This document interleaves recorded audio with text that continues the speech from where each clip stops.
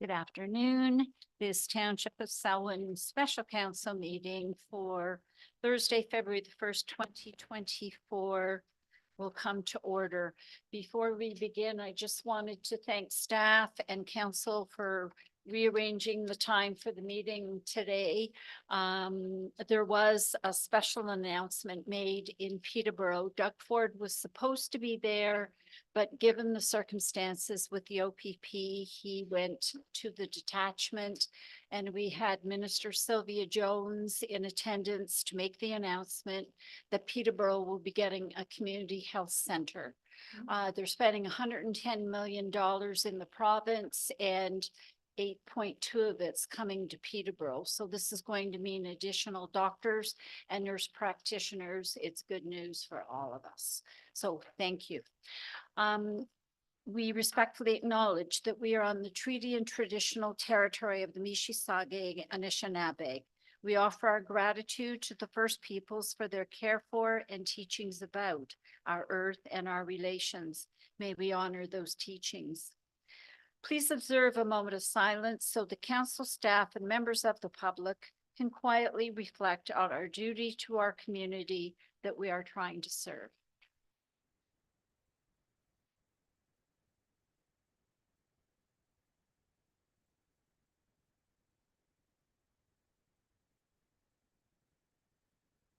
Thank you.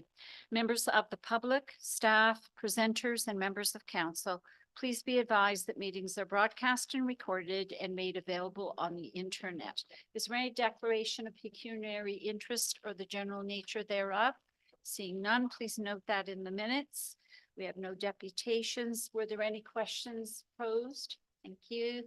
And so we will now go to Lane Vance, our Manager of Financial Services for our taxation budget 2024. So over to you, Lane. Thank you, Madam Mayor, and thank you to Council for holding a special meeting today to consider the next steps of our process. It's great to be able to meet in person rather than walking through the PowerPoint presentation on Zoom. The presentation will be in the same order as the binder that was distributed on January the 19th. And as we move through the presentation, I'll make some additional comments that hopefully will support the budget document. Pause for questions as we go. And yeah, really hoping this can be as interactive as it has been in other years. I've received a few questions of clarification from some members of council, but I would encourage any additional questions as we go through. And we have the management team here to respond and provide additional information as required. So this would be a familiar slide to council, and as you can see, we're getting close to the finish line. We're still working through our preliminary numbers from audit. It's a bit of a balancing act in January, just switching back and forth between the two, but we've made good progress on the audit as well as getting the budget out to council. So we'll have our meeting today, and then hopefully we can move forward on the 13th. So as I've noted in the past, municipal governments have a limited number of areas. Sure. Yep, thank you. As I've noted in the past, municipal governments have a limited number of areas to generate revenues. And assessment, of course, is one of the key drivers behind the tax rate. So in 2024, as we look at some of the key factors that will affect assessment, new growth is obviously one of those areas that we look at. True growth was actually fairly good this year and allowed us to offset some of the inflationary pressures that we are feeling. Of course, at this point, there isn't a province-wide reassessment on the table in the short term, but we'll continue to work proactively with our impact representatives to maximize growth in a timely manner. And of course, what we try to do is reduce that time between occupancy and when we realize new assessment. And I will say in the last few years, they've really upped their game in terms of supplementary assessments throughout the year for sure.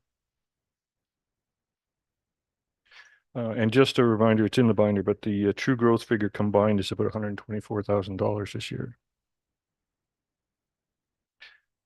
So while assessment yields taxes, we're fortunate to have received a variety of provincial and federal grants, and the narratives definitely outline a span of provincial grants that we've been either successful for or applying for. We've enjoyed a solid financial support from the province over the last number of years.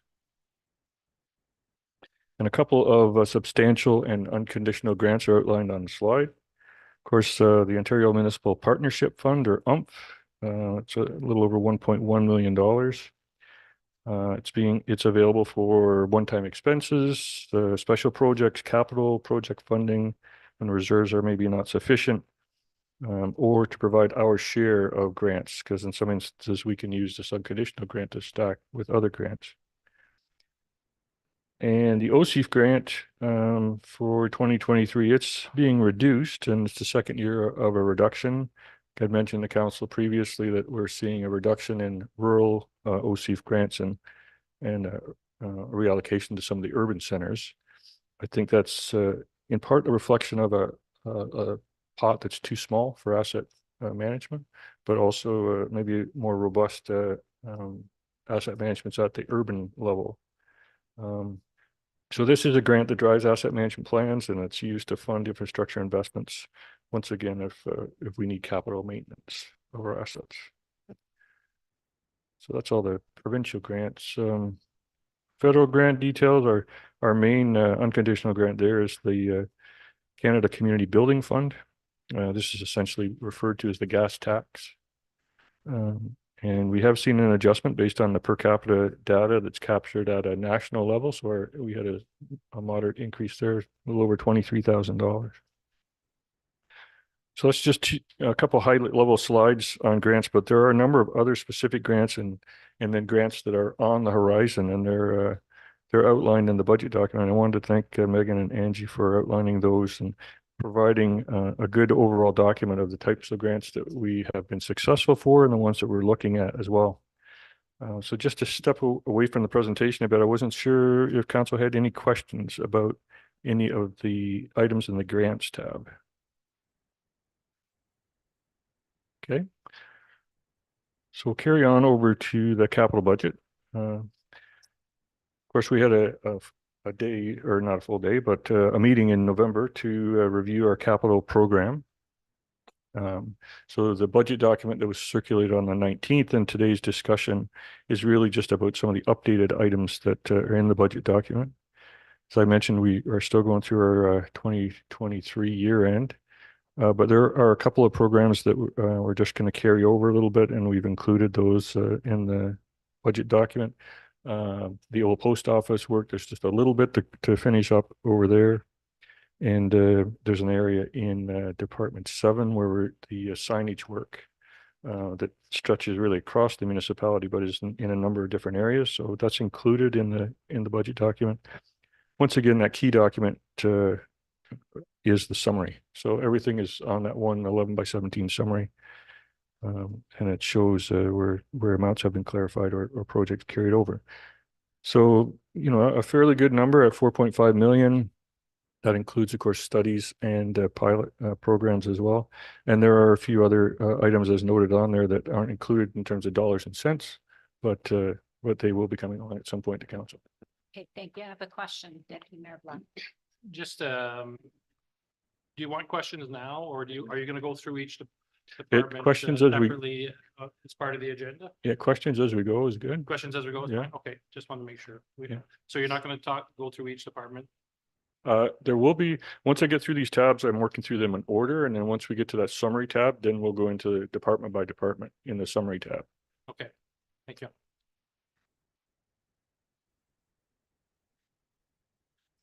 Okay, and a bit of a visual just on our capital budget. This shows where the investments are being made in 2024. And of course, the two big pieces of this fire in the roads fleet and in roads. And then if we look at some of the other smaller pieces, still kind of in the infrastructure around structures and stormwater. So the majority of our investments are in hard surface, hard infrastructure this year.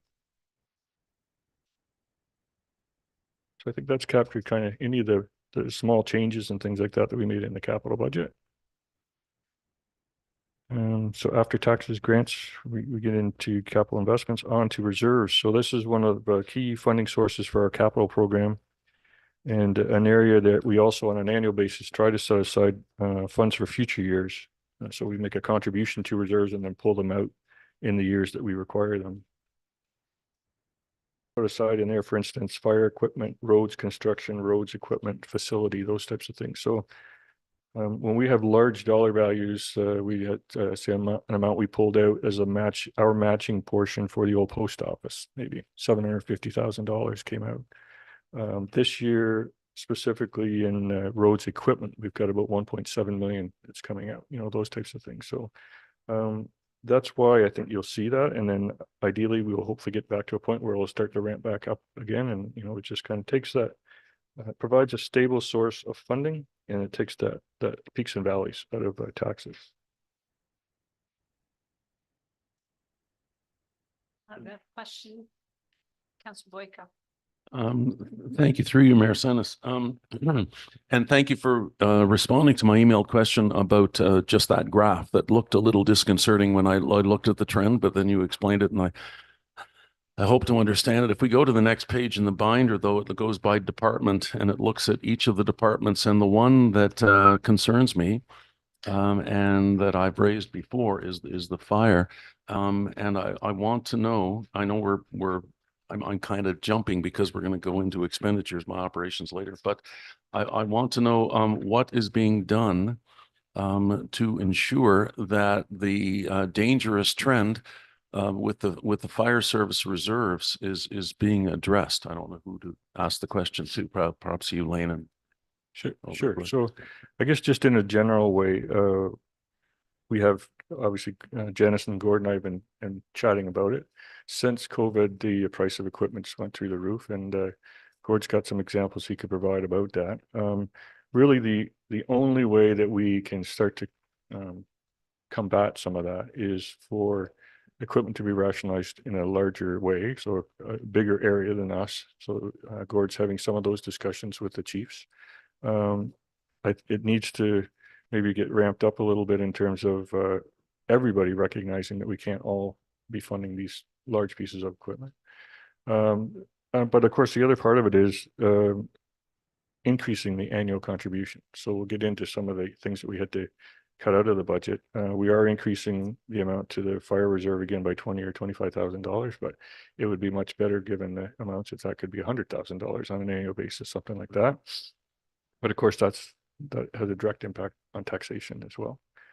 And so I guess I would just generally say this, at this point, we don't have a magic bullet. But as we get closer to some of those strategic purchases, then we do have some flexibility with the Ontario Municipal Partnership Fund to maybe, you know, say, okay, this year, we're maybe not going to put that funding into some of the roads equipment. We're going to pull it over and use it for fire or something like that, right? So there's a few options here.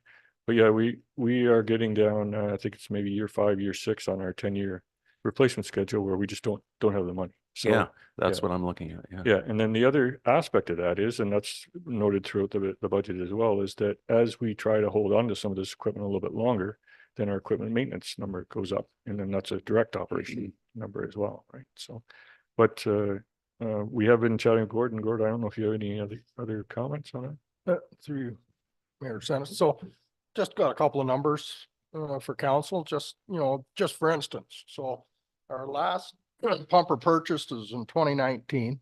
So total cost is around $510,000. That pumper now is $625.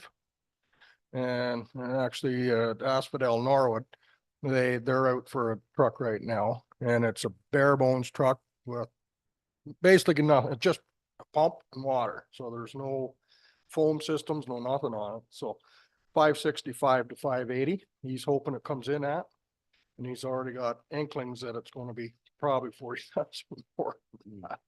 So it's scary. And okay, PPE, for instance, a full set, and that's the full set right down from helmet. In 2012, it was $2,300. We're now 46, so doubled.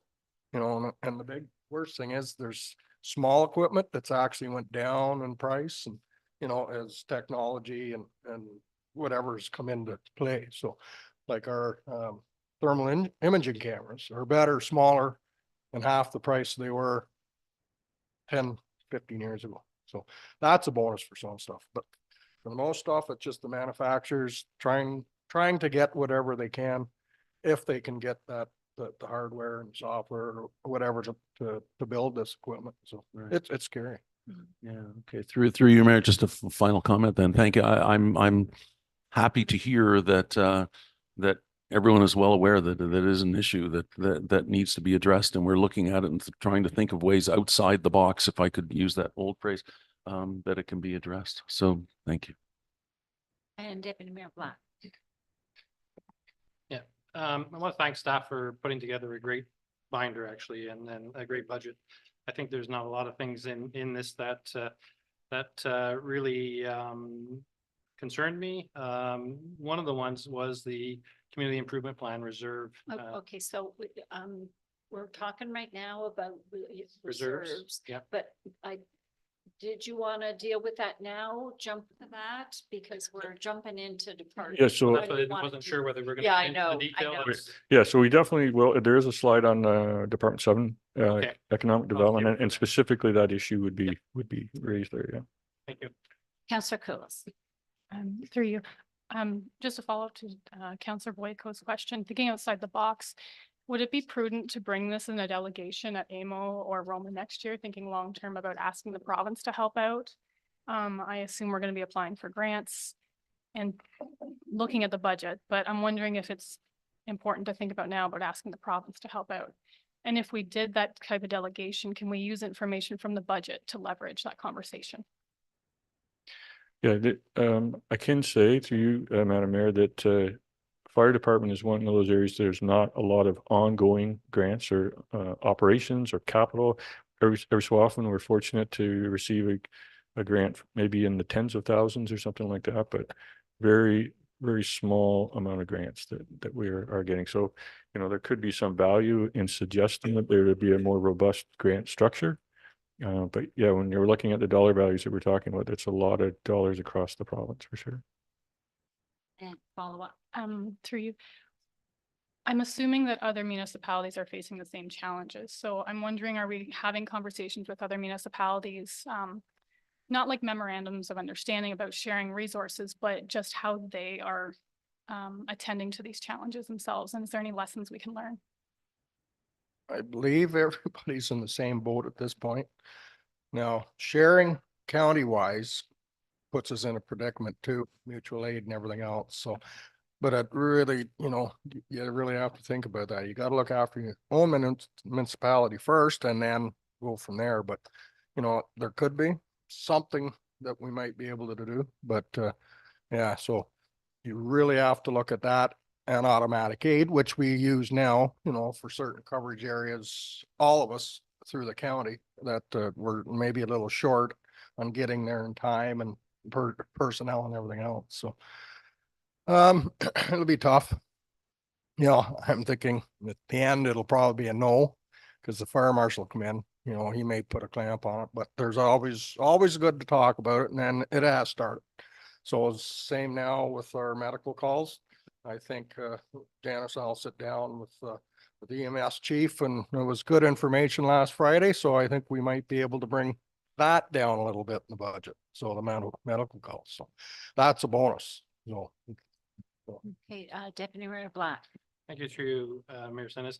No, that was going to be my point that you brought up around the EMS calls, and I did speak to the chief of EMS when I saw him at the county about it.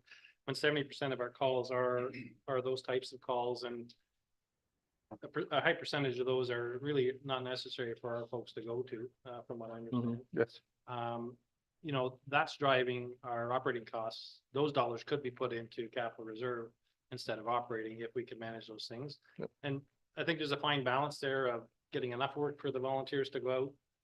And right now there's too much work for them to go out, and we're paying for it in a lot of cases unnecessarily. There's got to be more direction or training at the intake level to determine who should be going out but right now fire's called every time a call comes in, and as you know, many of them aren't necessary. So I think that's an opportunity to really try and work on that over the next year to help drive our operating costs down. Then more of that money can go into capital. Where's our- Any comment? Janice? Yeah, I was just gonna add, going back to Mary's comment and Gord, I think certainly those discussions with our neighbors and on the county wide basis, I think that's something we have to do because maybe there's not a lot of opportunities, but maybe there are some opportunities to utilize equipment a little bit differently and support each other a little bit differently. And I think going back to the idea of reaching out to the province and saying, hey, you need to pony up here, you need to give us some help.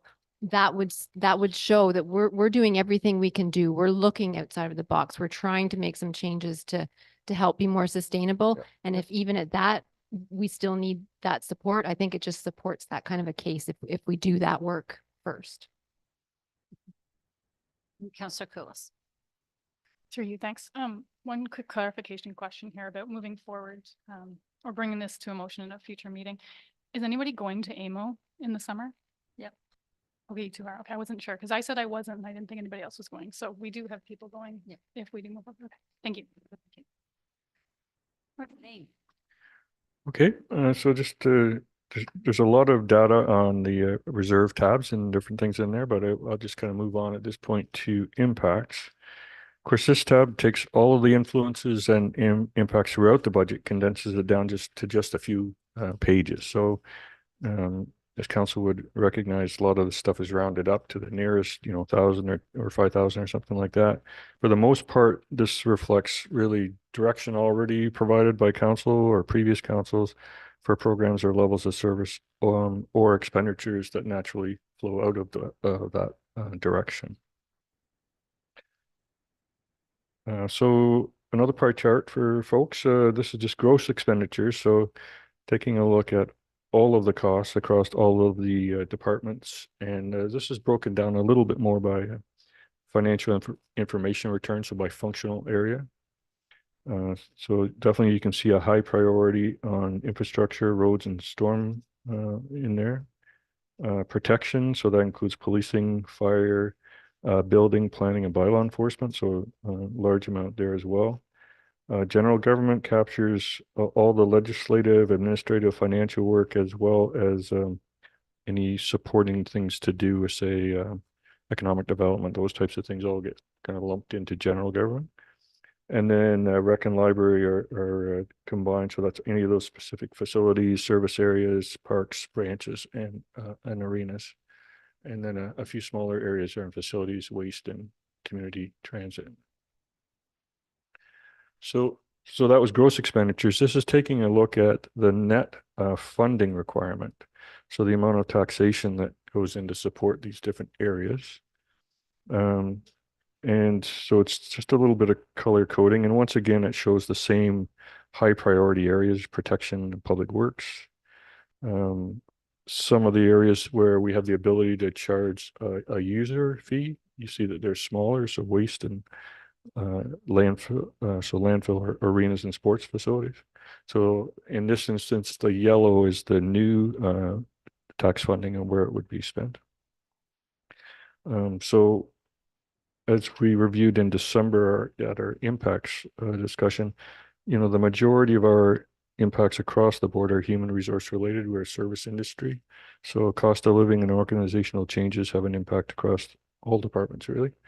Insurance has been an increase, but thankfully to a much lesser degree in 2024.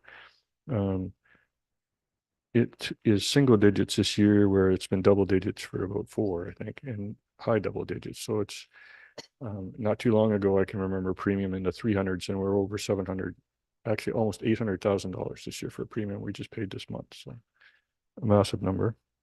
And I always equate it to, I've chatted with Adam about it as before, if you didn't have to have that, think about the infrastructure that we could put in the ground, right? So, but it's a necessary evil, and we pay it up front this time of the year. We still have supply chain issues, and Gord was just speaking of that before, but there's other ones as well. Inflationary pressures that they kind of come and go in different areas, fleet purchases for sure, but equipment repairs. And then, of course, increased costs for some of the third-party agreements. And probably the best example there is the fire dispatch agreement that we saw go up, and it's going to go up more over the years. So this is this is in the impacts tab, but it's at a very high level. So summarized view gets a little bit closer to the department level, but sees where the impacts are being felt with respect to increased tax support. And there are various bits and pieces of this, which we will go through in more detail when we get to the summary by department. But this kind of distills it all down into one page and shows where what drives the net tax levy increase. And we can take some additional time to go through that in the budget binder. So under the impacts tab. So I have a number of kind of high level summaries in that tab. You see where the increases are by department and where we come up with the 4.11%. There is a summary which is similar to the one that I just provided. And as I mentioned before, you can see that cost of living, organizational changes, payroll costs, benefit costs, things like that for staff and council, it drives the increases. With respect to general government specifically, we have amounts in there that have been offset by increasing interest, but we're going to go through that in the summary. But these are kind of the net amounts that come through there. Wages is our big one, insurance premium, operating costs just generally across that department or that catchment is 25 grand, and a little over 16 for council impact areas. With respect to fire, once again, impact of calls, impact of training and the requirements for training, which are increasing. We do offset some of our required training, which is a bit of a backlog. We offset that with a reserve contribution just to keep this amount to this level, basically. Increased operating expenses across the board there. Fire department is also hit with another good increase on the insurance premium, $8,000.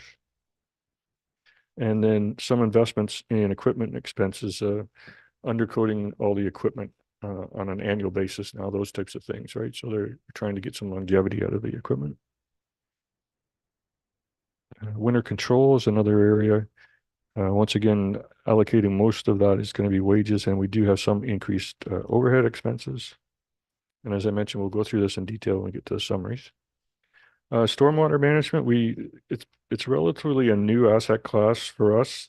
It was always kind of incorporated with roads before, but it wasn't really dealt with, I don't think, properly. And definitely as asset management came out, it's one of those infrastructure underground areas that you just all of a sudden it can come up and bite you if you don't take care of it. So we have the collection system, but also a number of stormwater management ponds for quantity and quality throughout the municipality.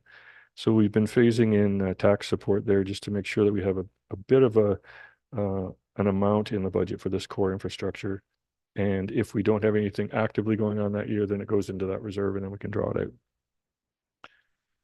out. A kind of a good news, bad news story with the arenas. So great activity this year, but to remind council, there are a number of areas where we provide tax support to the arenas. So we ensure that every hour of subsidized ice is treated like a prime time ice hour. So that goes in. So the more prime time ice hours that are used by minor sports, then that means more tax support that goes there. Insurance premiums and any legislative accessibility costs are also in this area as well. So added together in the two facilities, a little over $32,000. Got a question here from Deputy Mayor Okay. Black. Thank you, through you, Mayor Sennis. Yeah, the arenas, what percentage of the prime time ice is rented right now? And I know the daytime stuff has been picking up. Councillor Boyk and I are in one of the groups, and there's actually a new group that's just started after us in the mornings now in Lakefield. So it certainly help, but with prime time is obviously where the dollars are needed mostly. Yeah, through you, Madam Mayor. Right now, Ennismore, if we're talking just this season, September till now, we're at over 95% and slightly under 95% at Lakefield. And it's all about the late hours. The 10 o'clock hours at Lakefield aren't picked up as much. But we're well over 95% in Ennismore. I can get you an exact percentage. My guess is it's about 98 and a bit. Excellent. We have two great arenas. And the last area, before we move on to the summary by department, is library services. And of course, a little bit different year for library service this year, and that's why we had the chair actually come and speak to council.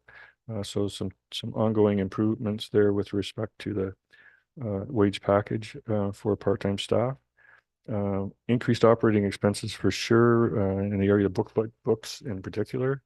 And then fairly significant amount to replace accumulated revenues, which has just been used up over the last number of years. So that is the concern I have that I was noted in the reserve areas that as we use up working funds, then there's nothing there to replace it. So in this instance, that's what the boards kind of put those in to mitigate tax increases, but there's nothing left. So at a certain point, you've got to put stable funding in place. Just before I go on to this, to a few other slides, and then we'll get into the summary. In recent years, council has asked, well, what wasn't presented in the budget? So what did you cut to get down to this number? So this, once again, fairly high level. When you get right into the weeds on it, you know, if I'm saving $1,000 here and $1,000 there, at the end of the day, I might think, okay, how much did we really save today? So I try to capture that. But I would say the top four in this area, they drop off the list fairly quick when Janice and I have a look at the magnitude of the requests that come in. Fleet, once again, Adams, I'll speak to that in a bit, but he's kind of diving in with Scotty and Derek to take a look at the operation and his new role there. And one of the things that we have on the agenda for this year is to look at the hourly charge for our equipment.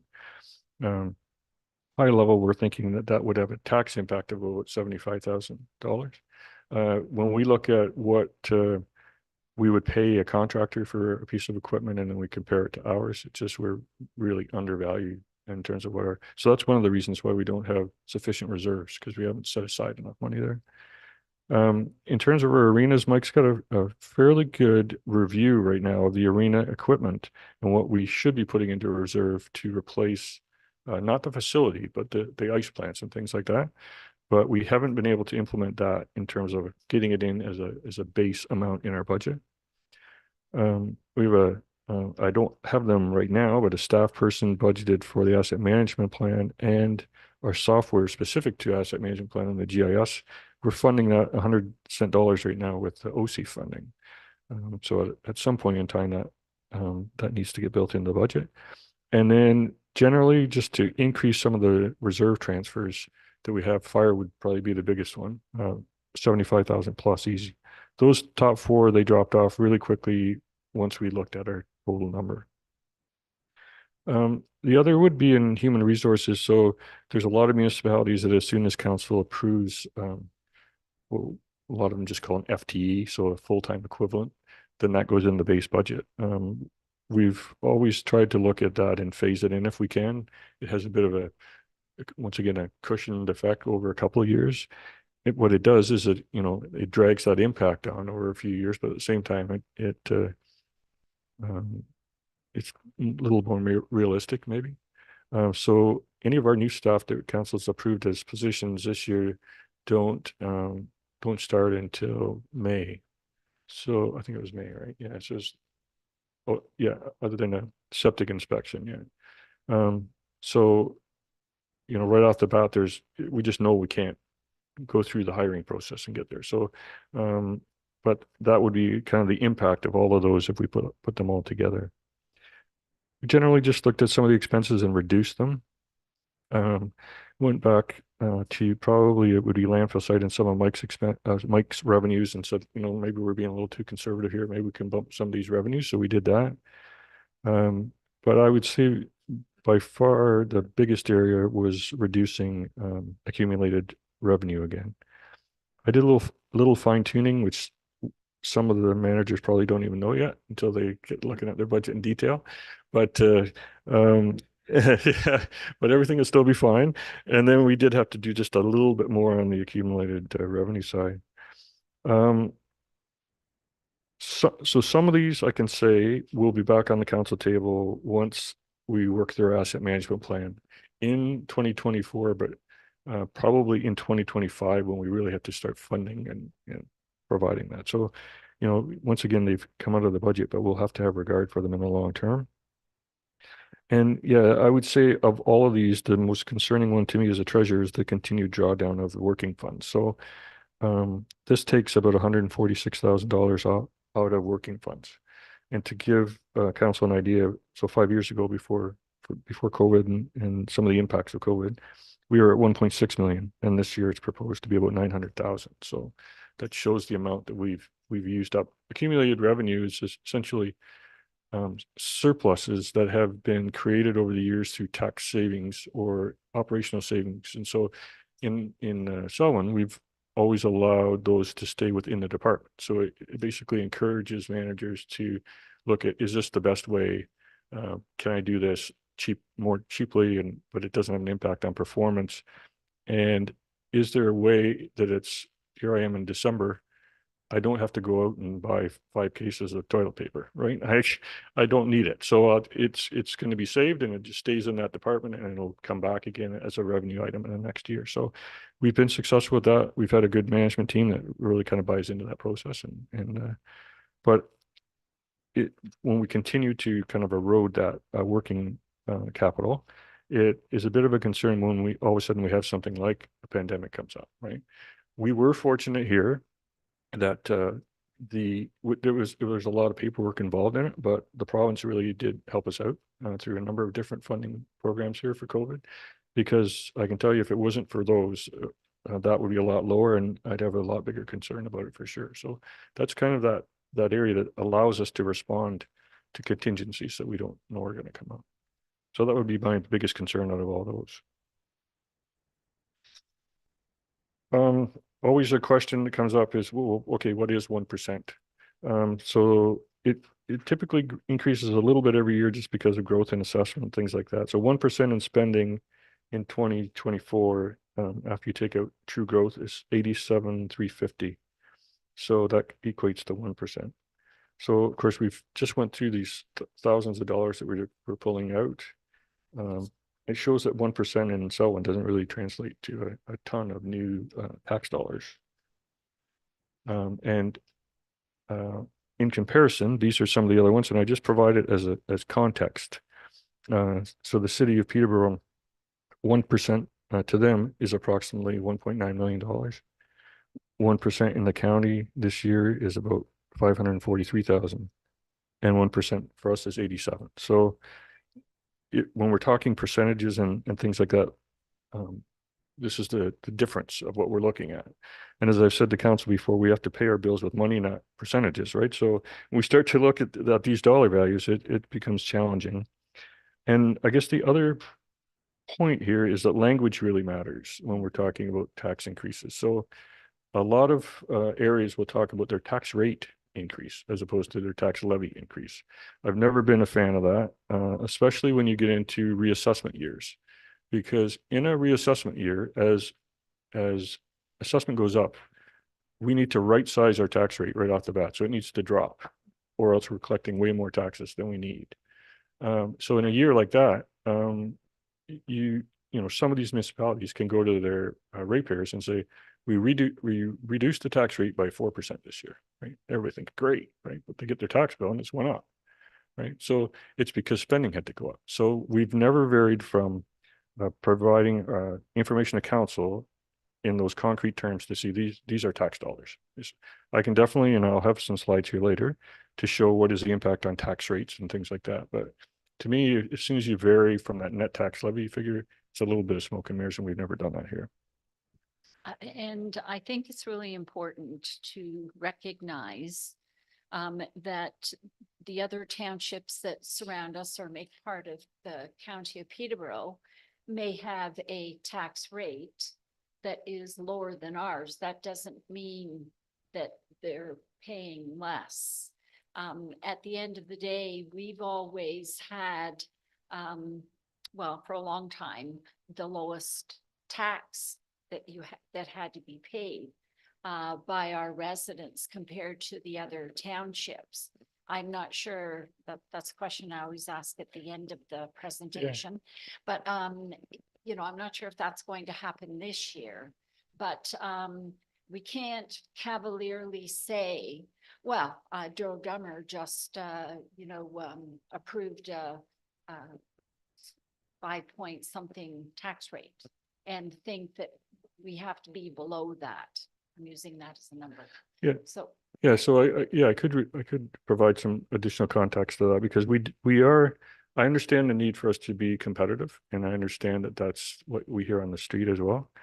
Our tax rate is definitely the lowest in the county. It has been for some time. There was 1 year that we had a bit of a blip, and it was because of a reassessment year.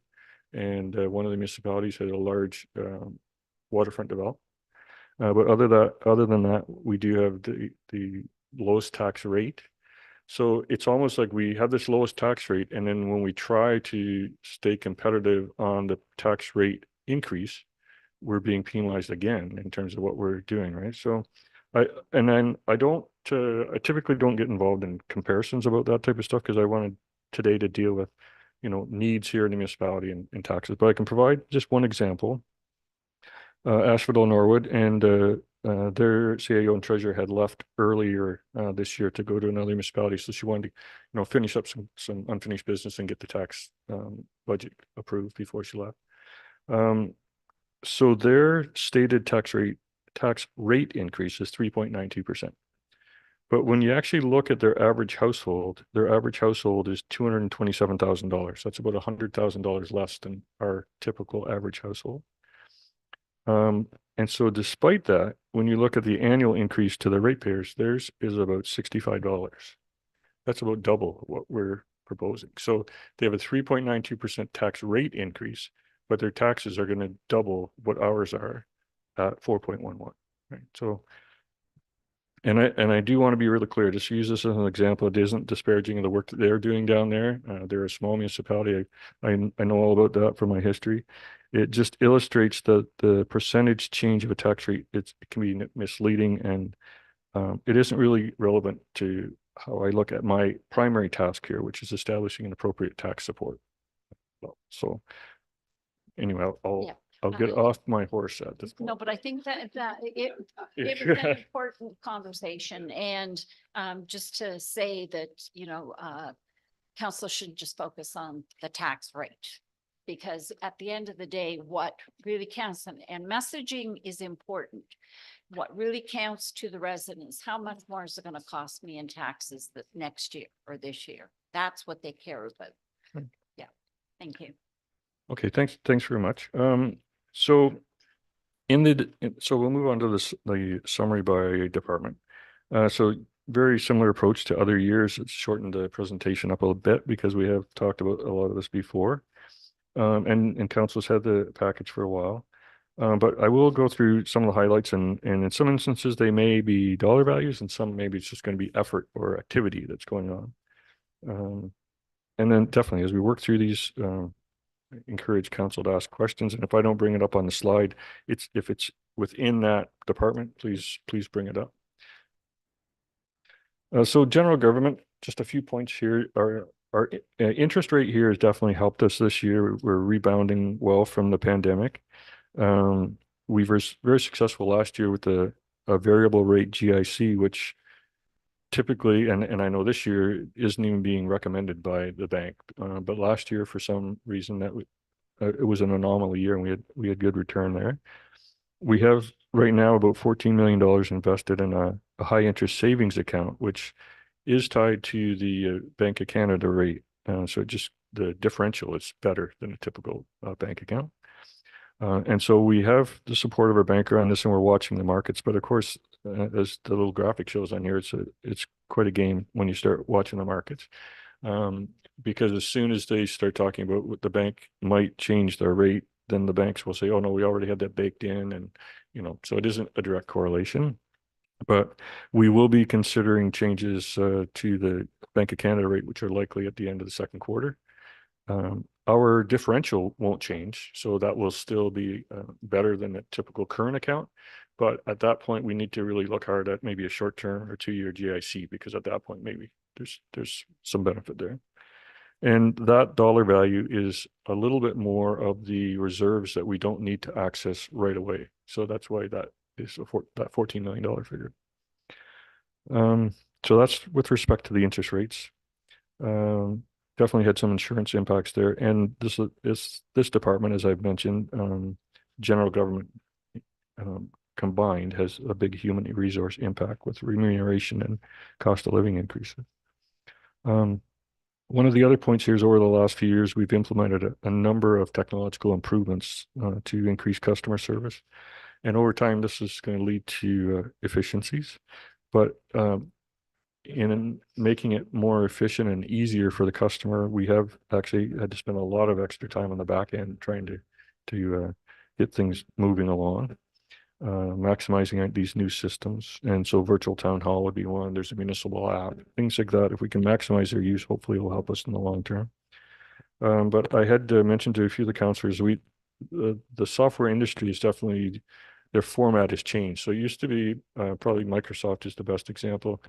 You go out and buy a license, and then every year you'd pay a percentage of that license for 5 or 6 years.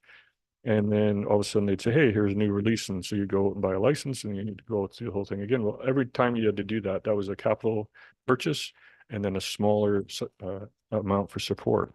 Now it's all pretty much subscription based. So, you know, you sometimes do need to pay a bit of a license fee up front as well, but then there's this annual subscription. So what it's done for us is it's moved expenses from capital over into operating. And across the board, the number gets up as high as about $180,000 that we pay annually.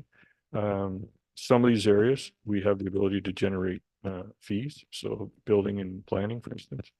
But say building alone, the software there's over $30,000 just for the online building software. So kind of just gives you an idea of the type of investment that we're making to allow the customers a little bit easier use.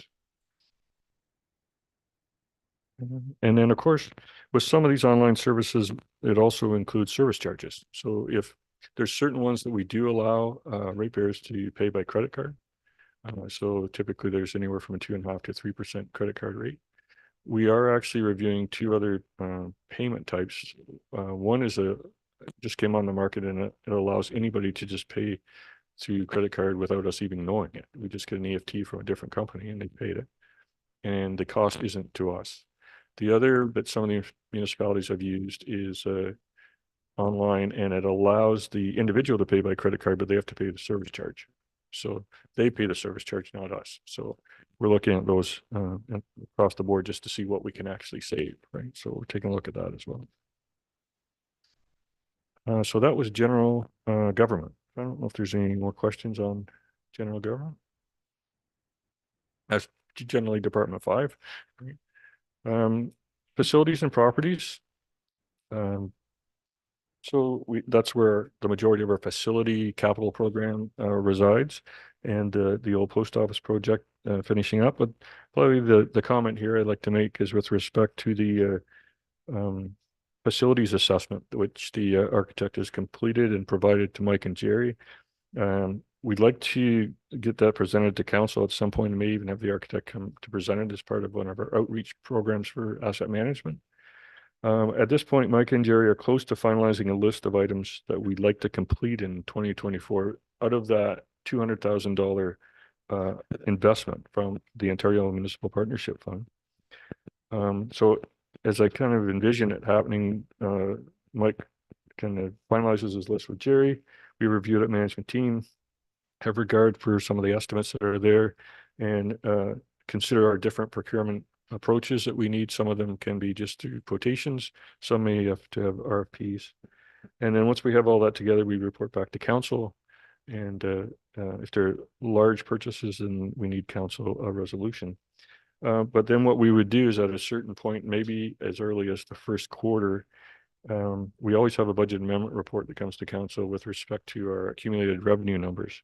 And at that point, if we had enough information, we'd bring that back with the report or after that report was already approved by council.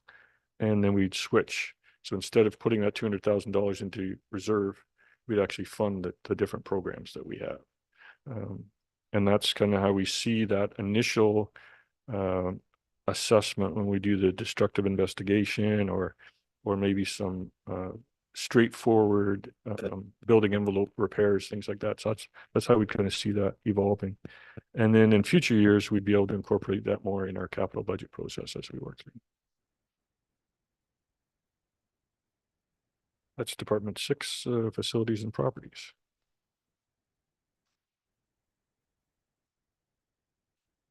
Economic development. So I know that the deputy mayor you mentioned he did have a question there here. So this is some of the, I think it's about this program.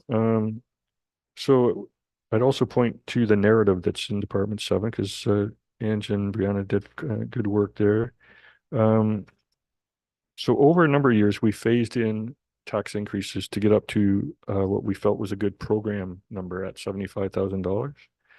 And that was the same idea, just over each year, we kind of pecked away at it a little bit until we got to 75. We have expanded the program over the years. It used to just be very much settlement areas. We expanded it out, and with COVID, actually, we injected some funds to increase that, and then we ramped that back down to its standard level again. I would say it's some of these investments, and maybe more a sign of the times after COVID and where the economy is. We've kind of got to a point where on an annual basis, they're not coming in as quickly in some of these areas.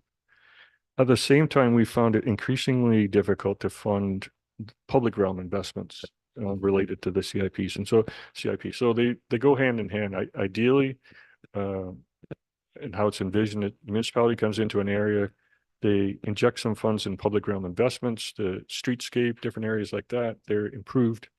Then the private sector says, hey, looks like they're really caring about our area, and maybe we should do a refresh of our store. They approach Angie and Brianna, and we can provide them with some financial incentive from a private sector perspective. So that's how it's supposed to work hand in hand. It's been difficult to fund public realm investments, and the Ennismore CIP is probably the best example of that. That's why it's been on the books for a number of years. So we looked at it, and this program area, it would still keep it as a community improvement plan area, but we have a fairly good reserve in place for private sector investments. So we're proposing that, we're not proposing that it would go away, but that at the end of every year, if, for instance, we only had $30,000 of funding that was used, that additional 40,000 I've always put into the reserve for the CIP. So it doesn't just get gobbled up, it goes back into that CIP reserve. So we're proposing that same thing moving forward, but they would go into a new public realm reserve that would support those investments. And just so everybody's clear, like those investments would be benches or decorative lighting, plantings, things like that, different types of maybe stamped concrete, things like that. And then after a time, we would reconsider the aspects of the CIP. Have we utilized the public realm investments? Are there other ones coming along besides Ennismore? I know we've got Bridge North in the downtown core there coming along as well. And then maybe we would look at the private sector incentives and reactivate some of the other sections of the CIP, which are not yet utilized. So there's kind of a suite of things that we can use, and we've only used maybe the top 4 or 5 of those. So that was kind of the idea in that area with respect to the CIP, and that's one of the primary drivers in economic development. But I'll leave it there for questions. So Deputy Mayor Black. Thank you, through you, Mayor Senes. Thanks for the overview of the CIP. It's one of the areas that I think I have some concerns with. As you said, it started about 10 years ago, and it was really, after the study, it was really done to support businesses, and it's initially core businesses in hamlets and the villages and so on. Then it was changed to the full township, and it was really there to, improve signage, facades, and landscaping, those sorts of things. Initially it was $50,000 a year, and then as the study indicated early on, it would get stripped out because there would be a lot of interest. And I think we can see over the last 3 years, we basically have the last three $75,000 contributions to that reserve. We have $225,000 after the interest is added this year in that reserve. So essentially, it hasn't been accessed to its full potential for at least 3 years now. So there's currently $225,000 in this reserve. And, you know, the public realm idea, I don't necessarily disagree with that. But it kind of contradicts the reason why this CIP was initiated originally anyways. It was to help small businesses with signage, improving their properties, to help bring people into the built up areas and into their businesses and that sort of thing. So, you know, for the public realm thing, we have a page and a half full of other reserves that we can use for those purposes. And that's why they're there. The OM, because those volunteers have said they're done. And as we all know, our volunteers are getting older and it's harder and harder to get new ones. So I think them having access to the CIP, not-for-profit groups, those sorts of things, might be an option for getting some of these dollars back out into the community and not the municipality. You know, I completely recognize the township does support these groups. I'm not saying that we don't. I think we do a great job through Mike's department, you know, with those groups. But I think, again, my concern is losing these volunteers down the road like Trent Lakes has. That will cost the township hundreds of thousands of dollars for the work that they do currently. And I think this is a way of showing that we are supporting them and trying to help them move along with some of the projects that they want to do. So, you know, I think given the fact that we're talking about adding another $75,000 to a $225,000 reserve, I'm prepared to make a motion to reduce that to $35,000 this year. That $40,000 represents about 0.46% of a reduction in the tax rate to about 3.65. And I think the idea of public realm needs further discussion. I think for this year, I think people are hurting. Costs are high. Businesses, I think, Elaine, you mentioned the reason they're not using the reserve is that they've just paid their CEBA loans. Interest rates are double digit for them to borrow money. All of those sorts of things are impacting the use of this fund moving forward for the next couple of years. So I think the reduction this year will have zero impact on operations, really little impact on anything else in the township, but it offers our residents a bit of a lower tax rate to help compensate for the inflation, which is about 3.6%. I think it matches up with inflation. So for more discussion, I'm going to be prepared to make a motion to reduce that contribution to CIP from 75,000 to 35,000 for the 24 budget. Angie. Sorry, I just would like to clarify that the CIP is actually institutional properties are eligible to apply under the CIP. Institutional. Correct. Yeah, So long-term cares. Yeah. Those types of things. yeah, churches, like a service club, if they owned a property and had that zoning, they would actually be able to apply for the community I thought improvement I'd fund. ask the question. It's in asked, Trent. And it wasn't, Yeah, is that? volunteer groups weren't, Well, they'd have to be. I what? think we have to remember the different, like the CIP is for like a property. Right, So some not-for-profits don't own property. right. Okay, so the CIP isn't applicable because they don't own property. A lot of some of the groups you're speaking about, they do work in the public realm, which is owned by the municipality, and the township does provide them with funding support. So the BBC, the Annismore Horticultural Society, the Buckhorn Community Center, they do a lot of their work in the public realm, and the township does support that work. So I just think it's important that you know, we do support our nonprofits. I think it depends on how what the group is doing. Sometimes they don't own property, so they're not eligible for a CIP, and that is why. So things like the Innismore Horticultural and the Lakefield and the BBC, have they applied for funds in the past through CIP? Or they don't own anything that would be applicable And to. that's my point, is But they they get- are Sorry. Sorry, finish but your they do get money from the township for the work that they do. They just don't get it through the CIP program. They can't get it. Yeah, okay, and I Wait. know the township does provide funds for like things like watering the baskets in Lakefield and that sort of thing, but what other funds do they get? Then I think we're getting into a bit of a into the weeds So I here on can, it, but no, it's actually, it's in Department 5. Just Okay. Give me 1 second. At the back. Grab it. See it.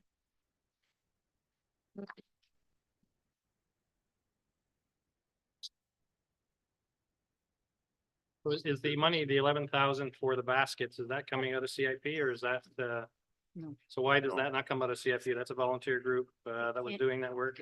They can't do it. It's not owned by, not, it's property based. So how do we change that? Sorry, We just can't. give me 1 sec because I got to find my notes. While you're looking for them, it's my understanding that CIP is entrenched in, is it the municipal act?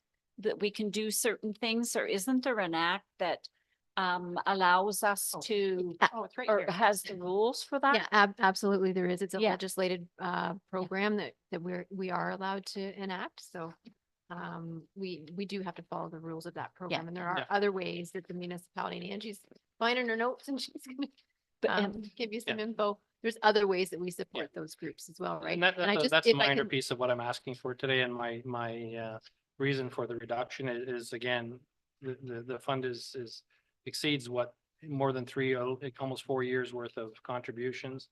And I think at this time, it's more important to keep our tax rate closer to inflation. And I think this is a way of not really impacting any operations. If we can find a way to utilize those CIP funds more broadly, I'm all for that, I guess is what I'm saying.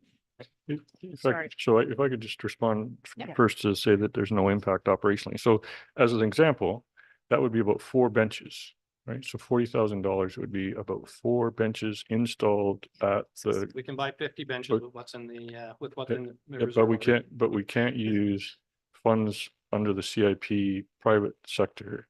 Like we raised this through a program to provide financial incentives to the private sector. And I understand that there are reserves, and we have 3 sheets of them, and I'm familiar with them.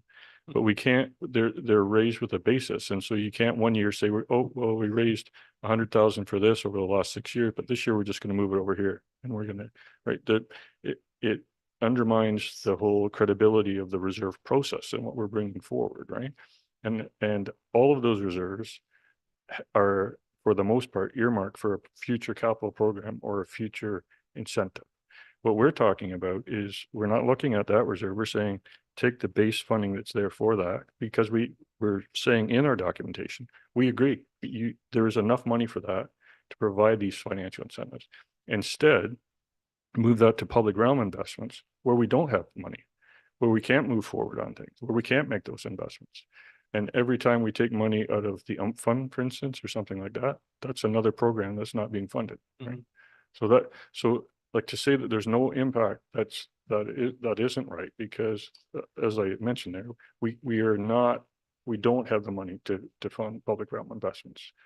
And what we're saying is no additional tax increase, just realign that program to the public realm. And it does support private sector investment, but I think Angie just found her notes.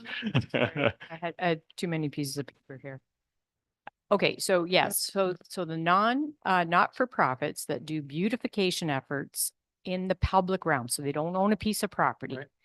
So the BBC annually gets $5,500 from the township. And a Smore Hort, about 24,000. And previously, the Buckhorn Community Center got almost 14,000. Now they are backing away from some of their work, and we're having to take that work on their behalf. So those programs are currently funded by the municipality, and townships can do that because under the Municipal Act, you can provide funds to not-for-profits or charitable organizations. The reason the CIP, of course, was set up is that under the Municipal Act, you cannot provide that level of financial support to a commercial mixed-use institutional property. You are not allowed to do that unless you have a community improvement plan program. So we went through the process to develop a program so that we could provide those financial incentives to those properties that have that type of zoning. So council is able through both of those programs to support not-for-profits as well as those commercial, institutional, and mixed-use properties. The other thing I think is just important to note, we definitely have seen a reduction in the number and the size of the applications, and all the reasons are, we all know why. And it ebbs and flows. But under our current CIP programs, the 4 that we have, one property can come in and apply for all 4, and you can stack them. And so they could get a maximum of a $30,000 grant for one property. So we wanted to establish that annual amount because quite frankly, you could have 2 properties that come in and maximize the whole program, and that's all the money you're putting in a year. So I appreciate that we've got a good reserve there. It does ebb and flow, but if we're not, we need to be able to sustain our whole CIP program, which includes public realm. And we've made a lot of investments over the last few years, Young's Point more recently. At some point, some of those features that are there are going to we're going to have some plant materials that need to be replaced or a bench that needs to be replaced. We have Ennismore that we haven't been able to do anything with, as well as Bridgenorth. The Ward Street EA is underway right now. We know that once that EA is finished and we actually have a design for that road, we want to be able to do the CIP improvements in that location. So we're just, we recognize right now we have an opportunity based on kind of the way the CIP is being accessed now to have some extra funds that we can put into reserve, but start to set up some money for the public realm side. You do have the ability today to provide support for nonprofits. You can do that today, and we are doing that. It's in the budget. Well, thank you through you, Mayor. Yeah, I mean, we've managed to do things like the Young Point one without the public realm CIP program in the past, because there are, a number of, again, reserves and grants and so on that we've managed to do all of those projects without a public realm CIP. The current CIP number is it's just gonna keep growing like it has for the last 3 or 4 years. There aren't enough projects out there. All the low hanging fruits use the CIP now. So, I think the tax reduction is important to families in our township this year, but particularly this year when inflation's so high. And I think there's room to make this happen. The public realm CIP, through a motion of council, we could transfer some of the money from the current CIP to a public realm CIP. Is that right? Through a motion of council, we can move that reserve and create. So we can move 100,000 from the CIP and still leave 200,000 in there. Yeah, you could certainly, I wouldn't do that at this point. I think when we move forward with the Ennismore project, we're going to have to come up with a funding plan. And if council wants to try to fund it through that reserve, that would be your decision to make. Yeah, so I mean, even with the reduction I'm suggesting here, we're still going to have $260,000 in that reserve. Minus anything that happens this year. And again, I'm not expecting that a lot of businesses are going to be looking at spending a lot of money this year. I still think it's a reasonable request at this point to more manage what's happening today than public realm down the road. I think there's sufficient funds in this reserve to transfer when the time comes. Janice. Yeah, I just wanted to make one point to clarify. So we do continue to get applications. Like we had numerous applications this year. In fact, we just paid out a couple of pretty big checks with the last check run. So the program is being used. So I don't want you to think that it isn't being used No, it's just because it lower volume is. for sure. Yeah. So but sometimes, as Ange mentioned, they can be a high dollar value, right? So I just wouldn't want to see you put yourselves in a position where then we don't have the money to support that program, because then you're kind of So we spent yeah. 21,000 last year is what the number that I see in the budget. That's all we spent of the 75,000 that was put in last year. Sorry, and it's always based on the timing of application. Yeah. So No, I'm just saying. that is not necessarily what we spent in terms of how we process the applications. Every application starts and sometimes it takes a little bit longer to finish, and you may not pay it within the same year. So I think it's very important that, again, council just understands some projects can you know, we like, ideally like to have them get it done within but one budget year, but they just sometimes can't, Yeah. can't do that. Yeah.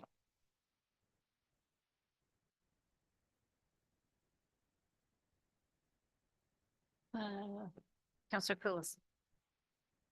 Through you, just a clarification question. Is there any like legislative or regulatory challenges or restrictions for us putting it into reducing the tax rate or?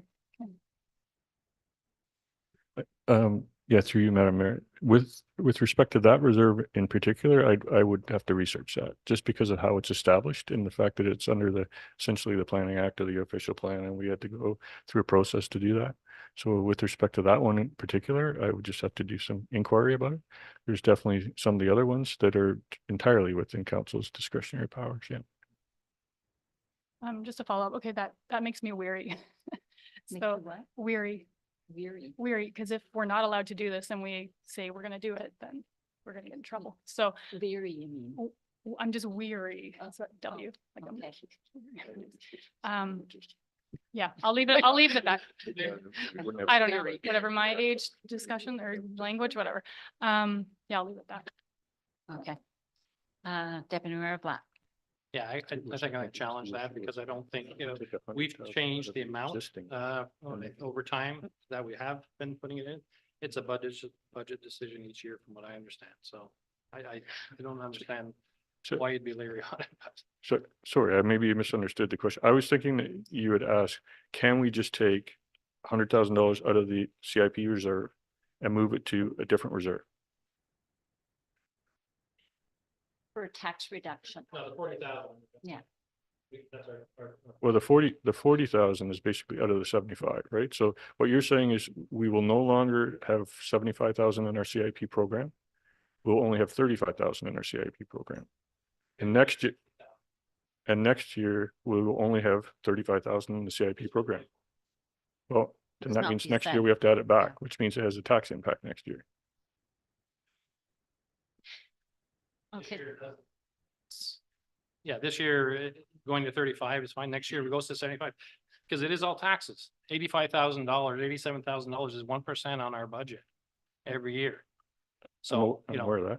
yeah, no, I know you're fully aware. You gave us the number. It's 87,000 and some odd dollars, but yeah, so we'll, you know, if it goes back to 75 next year, then yeah, so it's 0.9% of increase in the budget for next year too. But I'm saying for this year, to me, it's more important to get a tax rate that is closer to inflation for our residents. So I have allowed a lot of discussion with no seconder on a motion. And I have to say that I don't agree with your recommendation that you're putting forward. I think that the public realm money is needed both for Annismore and for Bridge North, as has been suggested by Angie. And that kind of money doesn't go very far. And it's something that we are going to have to deal with in the next couple of years, taking a pot of money out of somewhere to reduce the tax rate on a one-time thing. Might work for this year. What happens next year? Because we're going to be having the same kind of expenses that we have today. And I don't, and at this point in time, we haven't got to what the actual tax rate is, Ron. You're looking at what the assessment rate was. We aren't there yet. I don't feel comfortable with that recommendation. And unless there's a seconder, we can stop the discussion. Only make my motion. Yeah. Okay, I'll second it just to continue the discussion because What is it, before you second it, what is the motion? Motion is to reduce. Dennis, the Yeah. motion is to reduce the contribution to CIP to 35,000 this year from 75,000 as presented. and through you, Mayor, if I could, Mhm. the reason I second is I've listened carefully to the discussion and hope I've understood it all. But what I see the motion, if we cut it to its chase, is that the current budget is saying that we should put $75,000 into this fund through which businesses and people who own property can apply But it looks like over the last number of years, people aren't applying for that amount. And it looks like probably with interest rates and other issues, we won't be getting the applications for that amount anyway. If we do, we've got a reserve through which we could meet those needs. So we're only adding another 35,000 as opposed to 75,000. Is that the essence of the motion? I wanted to second it so we could have this discussion. So that's the essence of the motion. And that the Okay. balance goes to towards the tax, a tax reduction. Right. Is that what you're saying? That's all tax. For this year. Got it. Angie. Yeah, just I ready. seconded it so I can have that clarification because a lot of Okay. discussions. Okay, got it. Angie. So just to clarify then that if the 35,000, if there's residual funds is through this motion, are you agreeable to set up the CIP public realm, or do you want it to just go back into? Through you, Mayor. I'd like more information on the public realm fund. I would like to know whether we can move some of the funds from the current CIP, that 260,000 that's going to land there, if my motion goes through. If some of that can be moved to the public realm, because I think that amount will never get spent under this current program. We've proven that over the last 3 years, there's $225,000 in it right now. So we haven't even come close to spending the 75,000 for the last 3 years. So I'm fully, supportive of staff coming back and saying, as you know, the treasurer has said, we need to look at, can we transfer that money? And I think half of that money that's in there at least should be moved to the public realm. I'm not against that. But I'm just saying this reserve will never get spent based on what we have today. And we have people struggling with inflation and all those things right now that would benefit from a reduction in the tax rate by 0.45% or whatever, 0.46% this year. And we, if it needs to go back to 75 and have all that whole 75 go into public realm next year, we can assess that then. But right now, I think there's bigger issues in society from a tax perspective that this would benefit folks this year. And, we can reassess it next year. But I'd like to report from staff on the public realm, what we can do and what we can move, because this money in this reserve is never going to get spent now. The maximum they can apply for is 30,000, and we get one of those or two of those every couple of years. This money is just going to sit there. So I agree with that staff has been thinking on this to move it to a different reserve so we can use that money. But right now, I think it's more important to reduce the tax rate for everyone until we have a plan on how we can move that money. So you're adding to your motion by asking for staff report. You're asking, yeah. And does the seconder agree with that? Do you accept?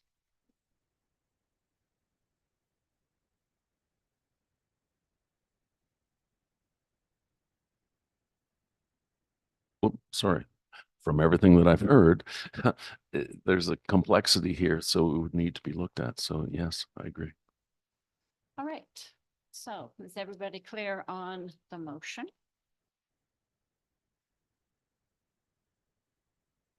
I will ask for a vote on it. Can I have it recorded, please? Sorry, Deputy Mayor Black, Councillor Boyko, Councillor Clueless, No. Councillor Henry, No. It's lost. Mayor Senes, Oh, sorry, no. motion is lost.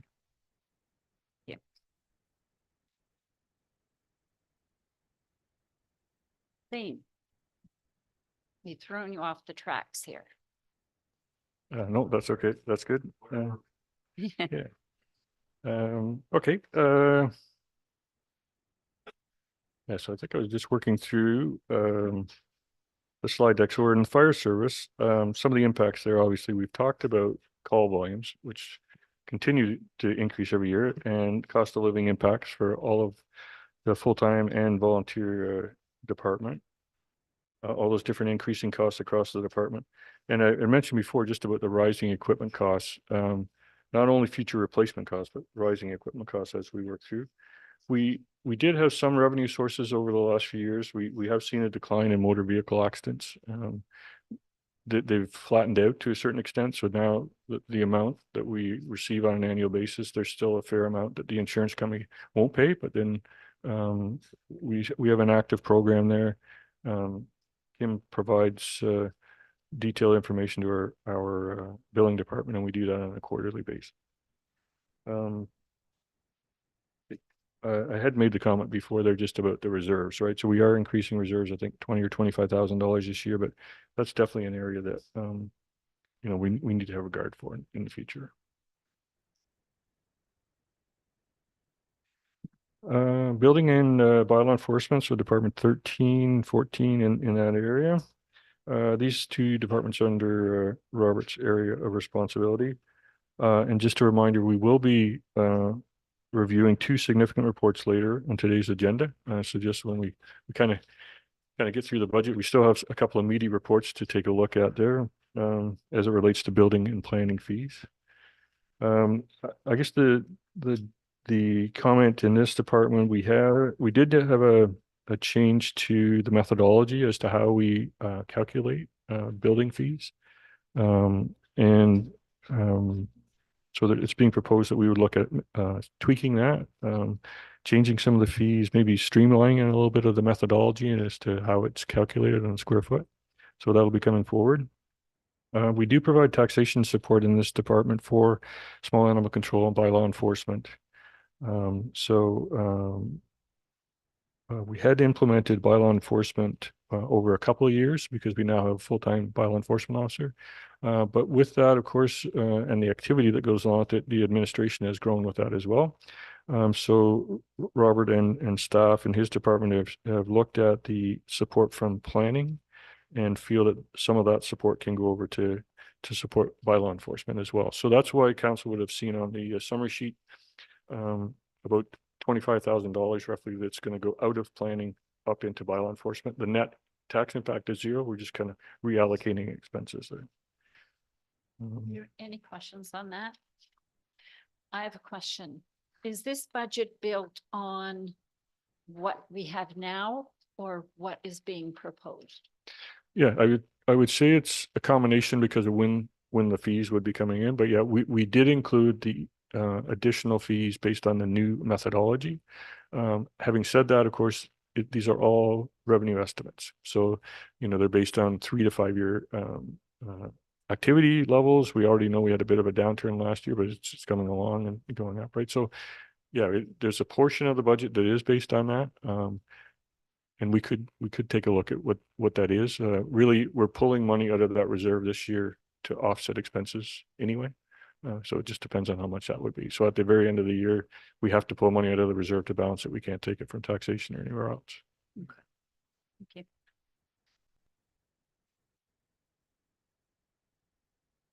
Okay, moving over to Public Works. So some meaty departments here in terms of taxation support.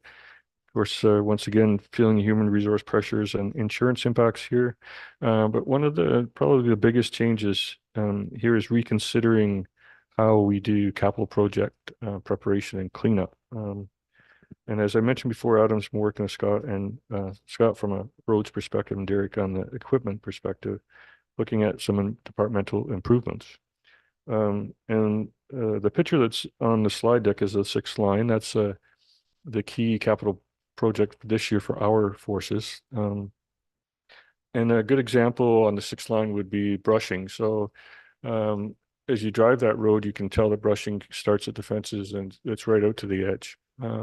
So in the past, some of that work might have been completed in the wintertime. It might have been completed the year before in the wintertime as part of maintenance.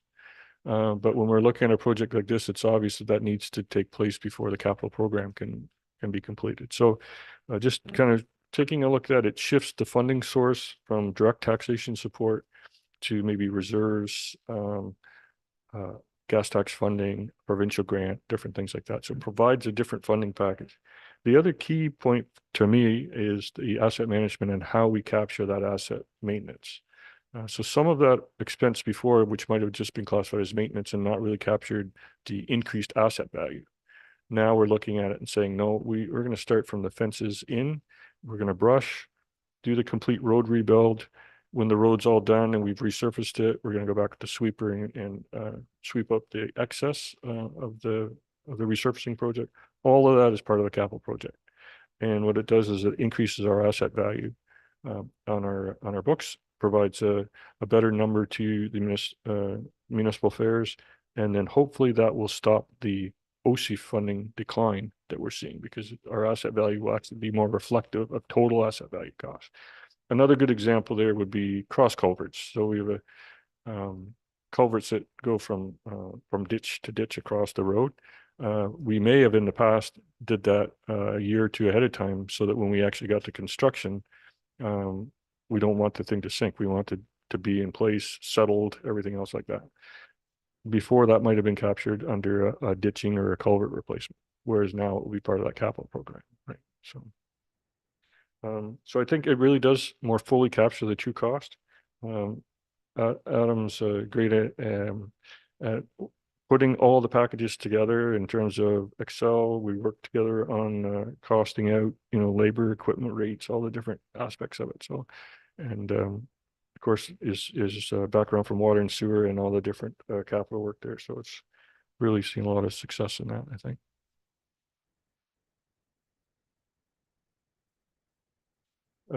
Winter control. So obviously sanding and salting typically dominates winter operations. Material costs there have the biggest impact because we have to fill both of our domes. That's we're in the 130 to 160 range, 130, $160,000 just to fill the domes. And so definitely this winter, it hasn't been high in terms of snow accumulation, but there's still the daily challenges to attend to. So we still have to do our winter patrols, spot sanding along the routes. So the guys are still out. And then we'll get into some thaw cycles. So we'll have to have regard for the ditches and ditch drainage and things like that. And of course, if there aren't those winter control activities to do, then they switch over to tree removal or brushing activities along these different roads, which is more in Department 20 than 21, but they're busy. In discussing the presentation and the budget with Adam, there's a bit of a cautionary note here. So looking at a mild winter, and we'd say, great, we're going to have lots of savings here. Well, we may have savings in winter control, but it's not so great for pothole maintenance. It's not so great for maybe spring maintenance and spring breakup, right? So we see in days or weeks like we were having right now, that all of a sudden we've got to do a lot more. Whereas if it was frozen solid and we were just out there plowing snow, it might not be quite so bad. And just a bit of a note there, approximately $18,000 set aside to the winter control contingency reserve in 2023. And if all of a sudden we had a really bad fall or extended winter into the spring, we have about $70,000 in reserve that we can rely on to pull out and help offset some of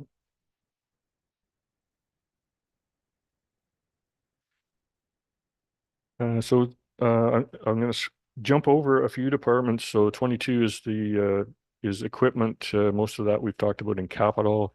24 is the gravel pits. We're going to talk about community transportation later on, which is 25. 26 is structures. We're also jumping over streetlights, and there was a question just about the causeway across Chemong. So we have the lights up now. We've basically contributed to the lights and the multi-use pathway along there. And once those are energized, the cost of those streetlights would be ours. So they would come into our budget. But over to structures, Department 26. So this is a shot of the Fothergill Isle Causeway. This is the actual structure that we're talking about. But in the budget this year is the replacement of the guide rails all along the causeway. We were using an engineer's estimate from last year, but it only talked about the guide rails right where the structure was. And in looking at that, we need to replace the guide rails along the causeway itself. So Adam's working with Doug Sakosha and the guys at the county, taking a look at some of the purchasing things there, and we should be able to get in under their agreement for guide rail replacement and for the biannual engineering report as well, which is due this year. Coupled with that engineering review, we'll also get them to update just the values of those structures to make sure that it's up to date for our asset management plan for July when we bring it back this year.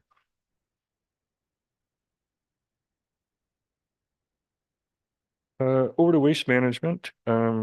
So, we discussed this, pretty good last year with respect to tipping fees, at the site. So, our typical increase for tipping fees, we try to stay current with Bensford. Maybe 5 years ago, we tried to be a little bit ahead of what Bensford was to encourage folks to go to Bensford and not use our landfill site and fill it up. But what's in the budget is a proposed rate increase to stay consistent with rates at Bensford, which they're increasing $5 in various areas. And we heard last year's discussion, so we're proposing that that increase would be implemented in April instead of June. What that does is support, once again, user pay. And because of that, we don't have a tax rate increase this year. Also, the CMO contract, it's our initial year, so this is the Circular Materials Ontario Agreement. And this has to do with them taking over recycling and having regard for our recycling depot. So we have an initial contract amount in there. There is an amount that we need to use for public education and supporting the recycling program. And then we've been conservative based on the contract for this year because there could be contamination figures. Yeah, I'll get Janice to talk about that. Sorry. Sure. So if you remember from the report that came forward in November, so we get a base amount per month for to offset our operations costs, but there is a deduction from that based on the percentage of non-eligible sources that are using the site. So our percentage is 4.72. That's based on our assessment. They've accepted that. And that percentage will be applied to the tonnage that's brought into the site. So it's just for the first year, we're a little bit conservative to make sure that we hit the mark. Once we have a little bit of experience, we'll know better what it truly looks like. I've got a question from Deputy Mayor Plant. Sure, Mayor Sanders. So that estimate for that amount is, from what I understand, 60,000 for the use? Yes. Thanks, Janice, for that. I got looking ahead of my notes and I had a note just about contaminated materials. That's where I went off the rails here a little bit. But I just wanted to mention it to council. We did do an averaging over the last few years on our tipping fees, but we did adjust for some a fair amount of contaminated materials that came into the site. So if you were to look at last year's revenues and then say, well, they've actually went down, we adjusted for those before we had regard for the new tipping fees. And they just don't come in routinely. We were fortunate last year and we were able to put aside some money. So before we leave waste management, I just wanted to mention to council that the county is involved in having a consultant bring forward a report with regards to the possibility of uploading garbage to the county, so that we wouldn't have to be responsible for it. And there are numbers coming in. It's going to be presented to county council to determine if they want to continue on with the study. If they do, we will receive a presentation here, and then we'll have to make a decision. Do we think it's a good idea to upload? But they're also looking at organics collection.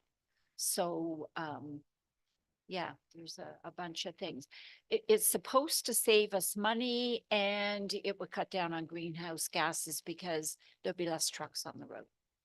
So we wait to hear. It's got to get through county council yet, and that's not going to be a walk in the park. Yes. Sure, Mayor Sanders. So as far as the timing for the food cycler, are we thinking we should wait for a decision from county first, or are we just moving ahead before they announce what their organics program is going to be? I would go ahead. Yep. Yeah. Staff? Yeah. Okay, moving on from waste management to parks and arenas. Once again, human resource impacts there. The ability here, though, in these areas to use increased user fees to offset some of those. But of course, we do have the increased taxation support at both arenas. Made great strides in 2023 in reducing the operating deficit, and definitely revenues are headed in the right direction. There's been there's some council questions with respect to the campground, which came up in this area. We have had an operational meeting with the Orca, and Mike's been back and forth on their first year of operation. I will say that we're getting a better mutual understanding of each other's terms and perspectives. And so we're just working through this, right? It's the first year. And we've had productive meeting with them, and Mike has a good rapport with their operations manager. So we'll be in, once we kind of get through that, we'll be in a little bit better spot to refine our plans and then report out on the first year operations. And I did want to assure the council once again that before any work's completed over there, we're design ready. We have the ability to go to RFP or tender. But before we make any possible campground investments, there's a full purchasing process that we need to complete. Then we have to report back to council. And then as part of that, there will be options for funding or financing. So, that will be coming forward to council. And yeah, it's not really my area, but I would like to throw some kudos over Mike's way. It's not normally that I do that with Mike, but he and I have this interesting relationship. But he's did a great year at both arenas. He and his staff have did a great job. Rentals have really taken off, but that is reflected by the facilities that people have to rent. So they did a great job there. And in fact, at the Ennismore Arena, this is the first time since we've amalgamated that we're actually proposing a break even. There's going to have to be a lot of rentals and a lot of hard work, but we're close enough that we thought this would be a break even year for Ennismore. So we didn't forecast any deficit for 2024.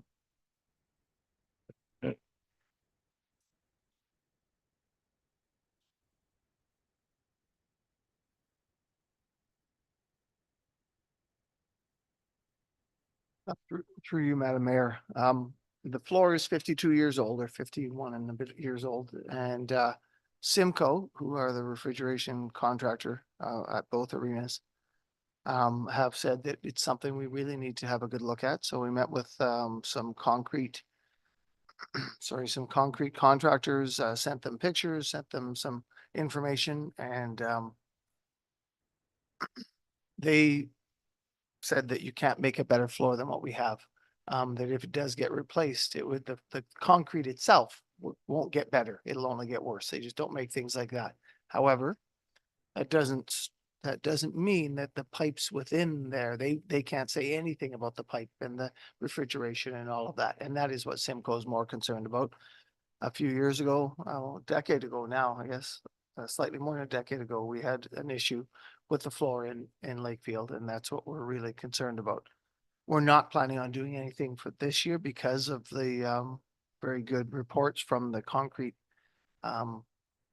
contractors themselves, and we're working very closely with the Simco, the refrigeration contractor, to see when the best time is, because it's still $1 million investment. And we don't want to take that lightly. We'd like to make sure it's done at the right time without putting undue risk on potentially losing a season.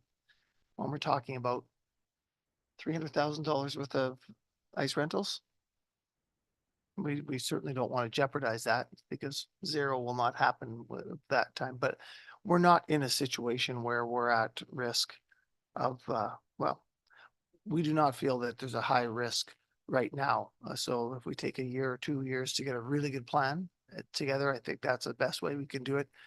We still do have a 32-year-old chiller that needs to be looked at, but it was looked at for 2025 anyways. And whether those two things happen together or not, they don't have to. You know, you can replace your wheels without replacing your whole car. So we could do that, and then look at replacing or is it a 1 year, 2 year, 3 year? I don't think we should look at more than 5 years before we redo the whole floor, but at the same time, we don't need to. It wasn't considered as even a medium risk. I'll have to take a look at the odd report. I think it's at the medium risk level in their report as well. And so with good report from the concrete contractor, and with odd, or sorry, a not bad report, then we didn't think it was going to be necessary for this year, and probably 2025 do the chiller, and then beyond that, look at the concrete.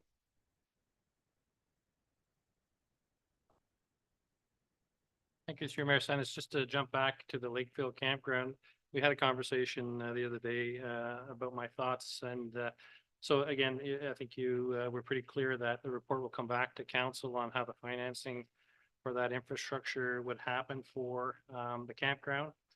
I would like to ensure that one of those options is that however we provide the money through our reserves or our debenture from Infrastructure Ontario, that an option for financing this would be a levy on the seasonal campground sites over, amortized over 25 years or something like that. I do feel that the people that benefit from it are the folks that are using those seasonal year-round sites. There are very few vacancies, so the average Selwyn resident doesn't have really an option to get in there. Many of those RVs have been there for years and not even on wheels, most of them.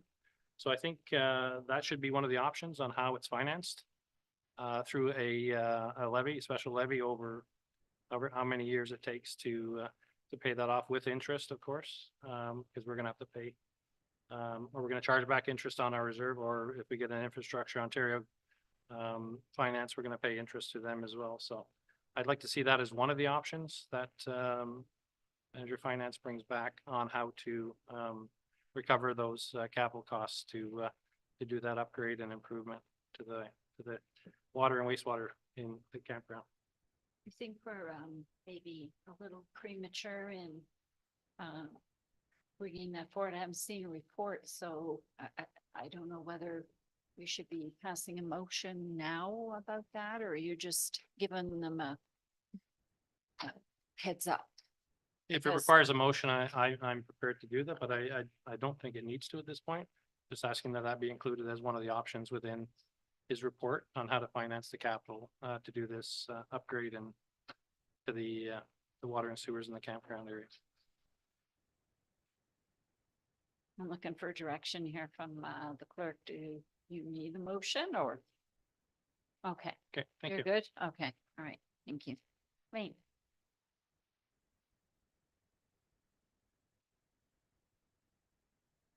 Okay, moving on from Parks and Arenas to Library Service. It seems like a common theme here, impacts of human resource impacts as we go through cost of living, those types of things. This is as proposed is the final year of a multi-year phase in for staffing hours for the remaining part-time staff. The bigger impact there is with respect to benefits, because all of our full-time staff have received benefits, healthcare benefits. So that's one aspect of it. This is also the only service area that relies extensively on non-paid volunteers to complete frontline service. So I've been, I guess, the treasurer for the board since amalgamation. And so what I've been hearing at the table or whenever we have consultants is that our volunteer model existing, which has been highly successful, could have sustainability issues. And post-COVID, we definitely have seen a change in volunteering that's impacted our volunteer model. And then therefore, because they're on the front line, it's also affected our library service. I would say to Sarah and her staff, just great work by the staff to backfill. But it's a situation that needs some additional support. So one of the summer positions last year, and it's actually kind of summer and also funded by grant, was extended into the winter season, and that was funded through a library reserve. That's been able to help meet the challenge to staff shifts when volunteers are unable to show up. And keep the doors open, basically. And in some instances, we haven't been able to keep the doors open. But that's kind of reflective of the fact that we don't have full-time hours for everybody, and also because the volunteers just aren't able to show up. So there was a section of that part-time support that was funded from the board reserves. But really reliance on reserves to fund base operations isn't really sustainable. And that goes to the second point on here, which is the erosion of accumulated revenue over recent years. So as the board tried to mitigate some of the impacts or increased costs, really, we just used up surplus over that period of time and to the tune of a little over $40,000. So, once again, Sarah's CEO has worked with the staff, and we've delayed the move to full-time hours as proposed in the budget and benefits till July the 1st. So that's more of a phase in. Because of that, the impacts in the budget are less than what originally anticipated. And that's helped mitigate some of the tax support required for 2024.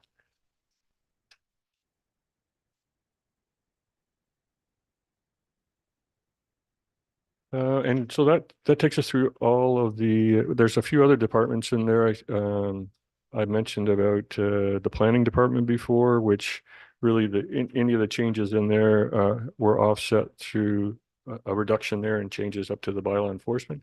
One of the areas in planning, we still do have Ontario Land Tribunal. So we still have an Ontario Land Tribunal outstanding on the cannabis issue. We have put base funding in that's in our budget, but then anything over and above that, we are funding out of the planning reserve. And that's really, we just have a high level estimate of what that could be. There were no expenditures in Mike's Department 45. So that takes us through all of the summary tabs, or all the departments in the summary tabs.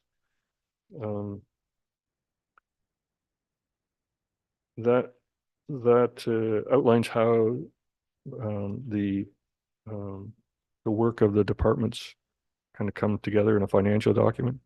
I wanted to specifically thank Angie and Janice again for weaving these narratives together, because they help tell the story. And there are times when I would think, oh, this would be a great thing to say, and Janice has already got it done, or Angie, we use something together. So it just helps tell the number story a lot better. So I appreciate that. But also to the management team as well. So before we move on to any of the other rates, were there any other questions on the summary tabs? Any other questions? Seeing none, I think we can maybe take a 5-minute bio break and then come back Okay. and finish it off if it's okay with you. That's good with me, thanks. Okay.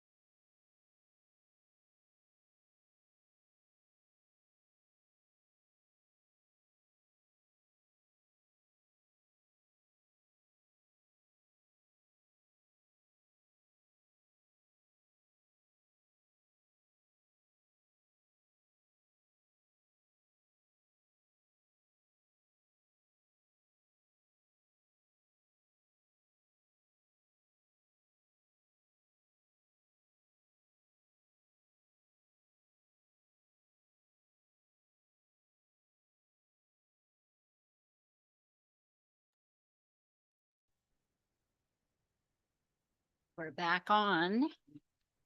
So Lane.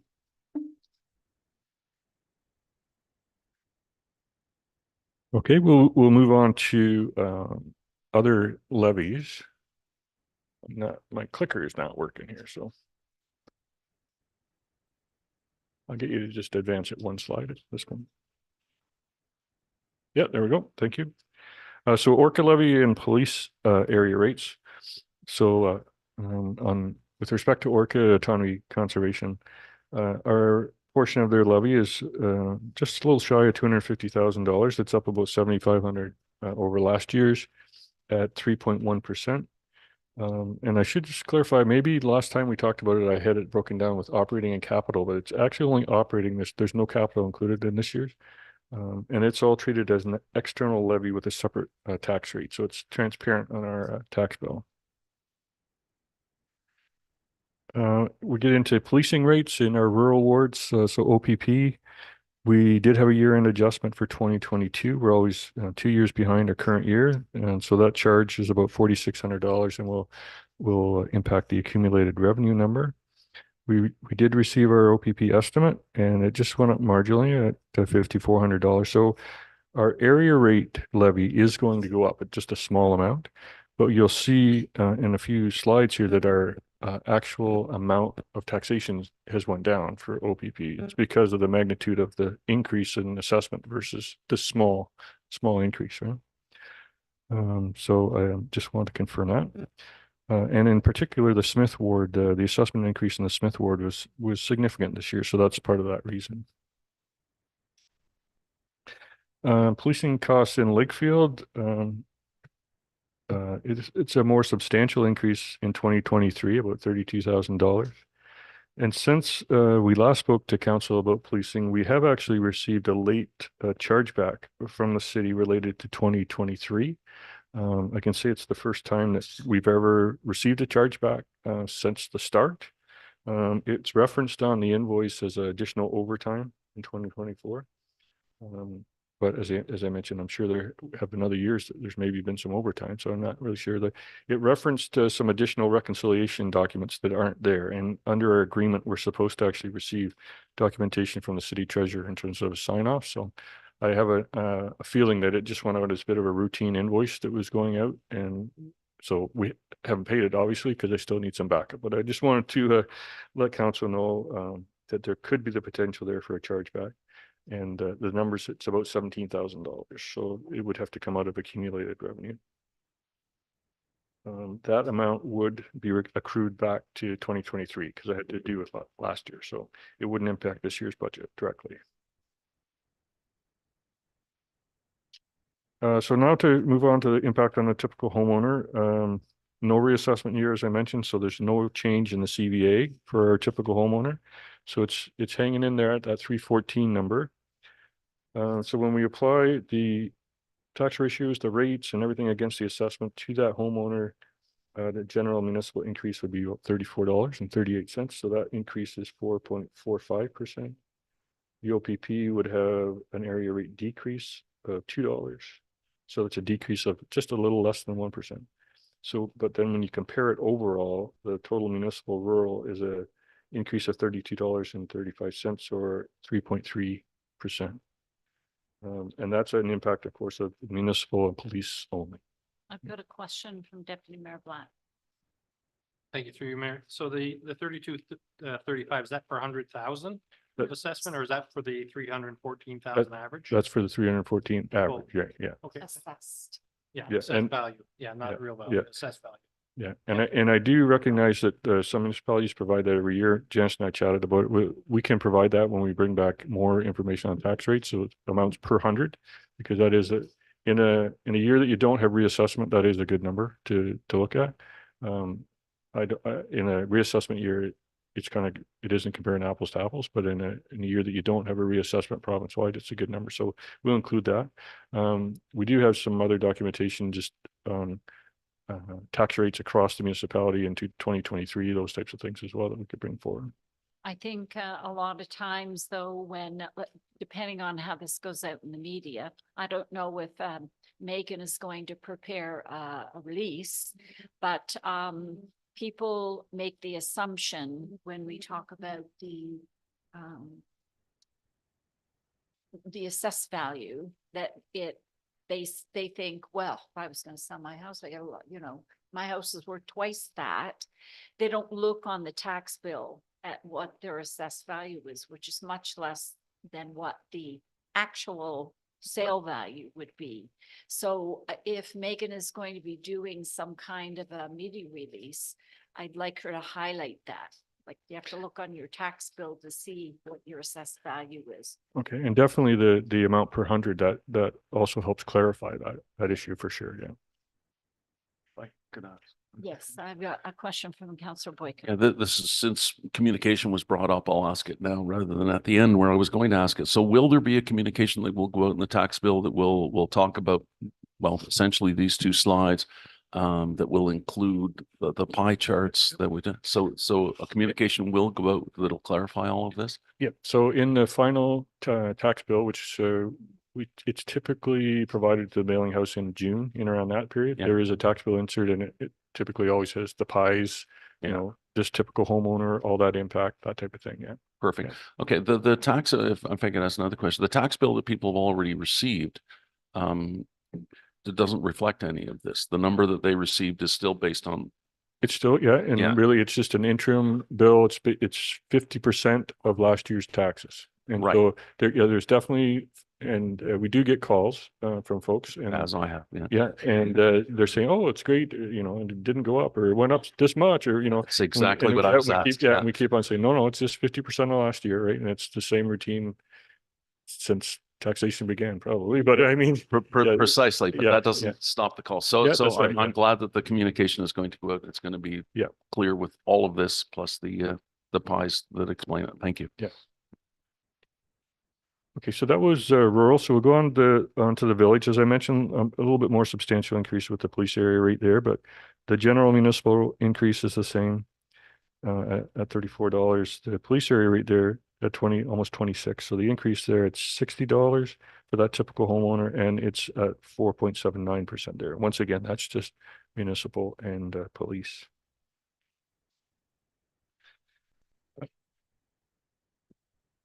When it goes out, the media release, that's for the year. Pardon me? That's for the year. 60. That's correct. Yeah. Yeah, Yeah. like it doesn't say per annum or anything. It's not a monthly charge. No. It's these two slides are definitely just annual increases. Yeah. Yeah. Deputy Mayor Black. Through Mayor Sennis. So this is just a portion of the taxes. Again, for communication purposes, this isn't a township increase. There'll be a county increase. Yeah. Board of Education, all of those sorts of things. So this is just the township piece of. That's increase in correct. the Yeah. budget. Yeah. So yeah, this is just municipal police, doesn't include Orca's increase. Education will just be the same. There hasn't been a change in the tax rate there, but then the county's on top of that as well. Yeah. And policing's on top of that. No. No, policing is Policing's included. in, okay. Yeah. thank you. So that's the PowerPoint on the basic budget document, but we had received direction to come back with respect to the community transportation. So I have some slides on that as well. And so we'll be moving on to that next. But I want to know about the kind of basic budget document that we had circulated. If there's any additional questions, we've got the management team here, and if there was any other questions from council on that. Okay, so we'll move on to community transportation and an option for consideration. We were directed to bring back a number of options to as it relates to the pilot. So we came up with one which has some variations that we could discuss. The last time we chatted about it, we requested that the MTO extend the pilot, that the township be allowed to increase ridership numbers and maximize that pilot funding. And we appreciate council taking that to Roma. And then we also had asked to consider an initial phase-in of tax support. So we updated council at the meeting in December, and we asked our consultant to update council on the issue of tax support for the transit. And I know that at the meeting there, we got into a few more detailed questions of the consultant. But to be fair, we did ask him to show up to speak to the issue of tax support of the transit system. So he's still doing his work, still working through the different options and things like that. So there are definitely a myriad of questions still outstanding. And the study isn't slated to wrap up until the late Q1. And some of the things that council brought forward, alternate routes, increased partnership funding, what is the gas tax funding going to be? All those things will be, they're being reviewed now, they're being refined. We're discussing things with the consultant. And there are a lot of moving parts on that service for sure. Just to step, oh, yeah. Could Oh, just sorry, just, question. so you may have said it, it may have gone by me. When do we expect that consultant? The report? end of the first quarter. End of the first quarter. Yeah. Okay, thank you. And so that could maybe be first meeting April. Yeah, we are aiming for the end of March. So, but we want to bring forward a good document. And so we're not going to rush it if we need more information, maybe a little later.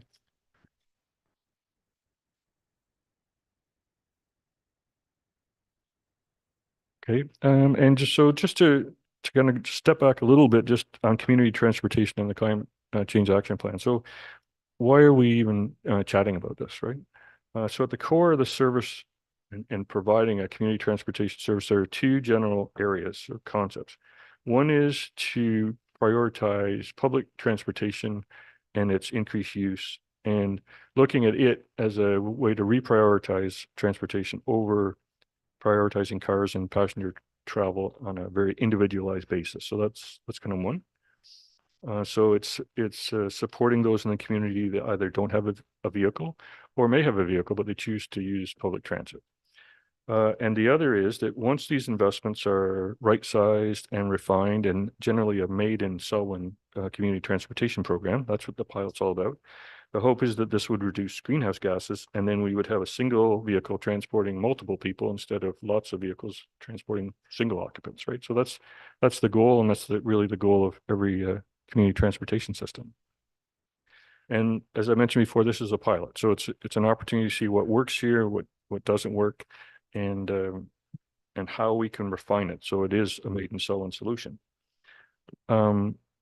Staff have heard from councillors that you've heard from the community, from folks that don't support the link. And with any service, we hear that, I don't use the arena, I don't use, whatever, I don't go to the landfill site, whatever. Based on that feedback though, it's to me pretty clear that those folks don't use the link, right? So the comments you're getting back are from folks that don't use it. They may be seeing the bus in action at maybe just one point all the time, or a couple of points all the time, but not the whole network. And they're likely at a similar time. So if I know some of the comments was, I see this every morning when I'm out. And so it's in the morning and it's just one spot and it's always empty. Right? Well, so in that particular spot, that could definitely be the case. It doesn't necessarily ring true with the whole route. And so those comments at this juncture in a pilot aren't super helpful, but at the same time, they may inform the route if we do move ahead. So those type of comments are successfully provided to the consultant, and then they take a look at those routes, and that's a situation. We've also heard that the bus is too big; it should be a smaller bus. But if you're at different sections of the route, the bus is packed. So if it was a smaller bus, you wouldn't be able to get all the people on the bus, right? So it's a bit of a, as I said, there's a lot of moving parts. And so to provide some other comments, those are some of the comments council's heard from folks that don't use it. So we were asked to take a look at maybe some other testimonials of people that do use the link. So here's a sampling of some of those comments. There's the ones on there basically that provides access for an individual to come from Peterborough out for work as opposed to go the other way. Trent student that lives out in Innismore, so that's farther away than you would typically think a Trent student is going to be, because a lot of them are down in the Woodland Acres area and down into there. Some comments about how a disabled student can't drive but also uses the link, and so is thankful for it. And then just the final comment there about just I love the link and I'm dependent on it to get to Peterborough. So we've got a lot of similar comments, but those are just kind of a sampling of different aspects of the rider testimonials. Once again, these are folks that actually use the link and are quite supportive of the service. So onto the options. So the option it doesn't vary too much from our general idea that the pilot's nearing completion. We're hoping that it would be extended so we can maximize that funding. But that some taxation support is going to be required on the link. So this option, and the reason it's 75,000, there's a couple of things that we're going to find as we go through the next couple of slides. But it is generally a gradual phase in of the taxation support for the link. At the core of the tax support argument is that, and that's what really a consultant reiterated in December, some level of taxation support is required for virtually every transit system that's out there. It's not fully funded by any means, and there's a number of different buckets. But as we approach other funding partners, I know as we approach the province or we get in discussions with the province, a number of questions have been asked, but a key question is always how much is Sullen supporting the link? Right? At this point, we aren't. So that it kind of puts us a little bit back on our heels when we're going and asking for funding. There are generally 4 funding buckets in a transit system like this, or community transportation system. So you have your gas tax support, various funding partners, fares, and other operational revenues, which we haven't really even tapped into yet in terms of the operations revenues, and then taxation support.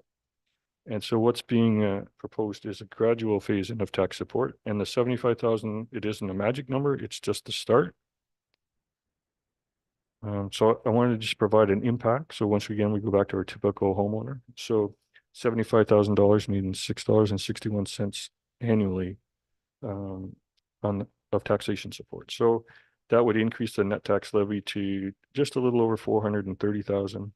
And then the overall increase would be 4.97%. So that was intentional in terms of 2 numbers, 75 and keeping it below 5%. This is once again the typical homeowner. I could run this through based on per 100,000. Take a look at that.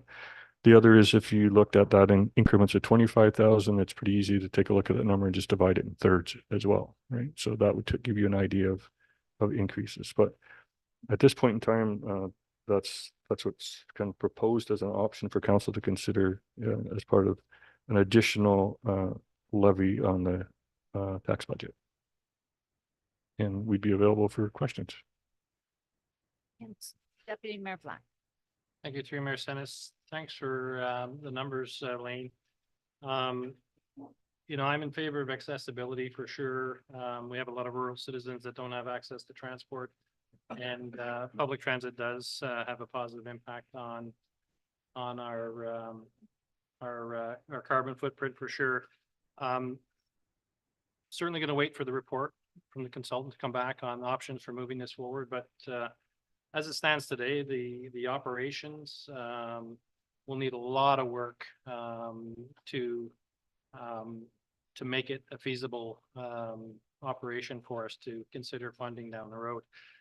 When I do the simple math on 14,000 rides, it's an average of $40.50 per trip right now, one way.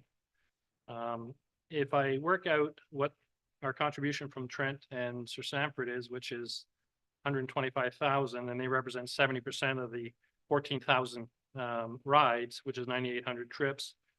The cost for those students is per student. It would be $12.75 per trip, which is certainly more reasonable and within, I think, a range of normal transportation. But when you back out the balance of that 30% of the 14,000, which is 4,200, other than students, the cost for those trips is $93.50 per trip. So right now, from a financial, if we had to, and again, I'm going to wait for the report, if we had to support this as a majority stakeholder, financially on a trip basis, it doesn't make sense at this point. But again, I hear all of the comments from the public that we're using buses that are too big, and Lane, you've got a great example of where, at portions of the ride, it's not too big. I've had people comment that they see the bus at 7 o'clock going by with nobody on it. So I think there's a lot of work to be done. Again, I'm not against public transport by any means, but based on the numbers today, and it's unfortunate it's gone through, most of the trial has gone through COVID, which has affected ridership and uptake of the use. So hopefully over the next year, we can see an uptick in use.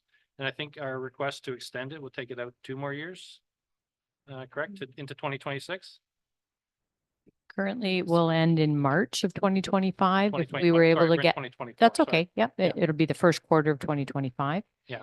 If we get the extension based on the remaining grant value, we might be able to get another year. Another year, Yeah. okay. Yeah, so I guess that's just my comment at this point. When I roll the numbers on this, we could Uber people cheaper at this point. So there's a lot of work that has to be done before I can support it for sure. Thank you. Any other comment, Councillor Henry? Thank you, through you, Mayor Ennis. Would it be possible for us to, with the gentleman that's doing the analysis of the link, we've had some big changes come down from the feds with regards to caps on our international students. How's that going to impact users, bus ridership, as well as will that decrease the amount of funds available from Fleming and Trent for the link? I can just say I was going to go on to another slide here, and it's really, Angie may have some additional comments, so I'll maybe let Angie answer that. Sorry. Yeah, so I can give you a little bit more of a further breakdown by the students. So actually about 62% are Trent students, about 14% are Fleming. So right now, correct. No, sorry. Yeah, sorry. 62% are Trent, 14% are Fleming. Yeah, so Trent, their cost per ride is significantly lower than the Fleming student. So as part of the study, we definitely are taking a look at those contributions from those two partners, because they are big partners, particularly Trent, and looking at ways we want to make a recommendation to increase those numbers. I don't think that the cap on the international students will have a large effect. I mean, we have good ridership from those schools already. They're already taking up about over 70% of our ridership today, just based on the numbers that we have today. So having said that, these schools are based in Peterborough. Does Peterborough have any skin in the game here? Do they, These- city, I'm talking. Sorry, these are students that are in our township that attend Trent and Fleming. But they're going to schools in the city.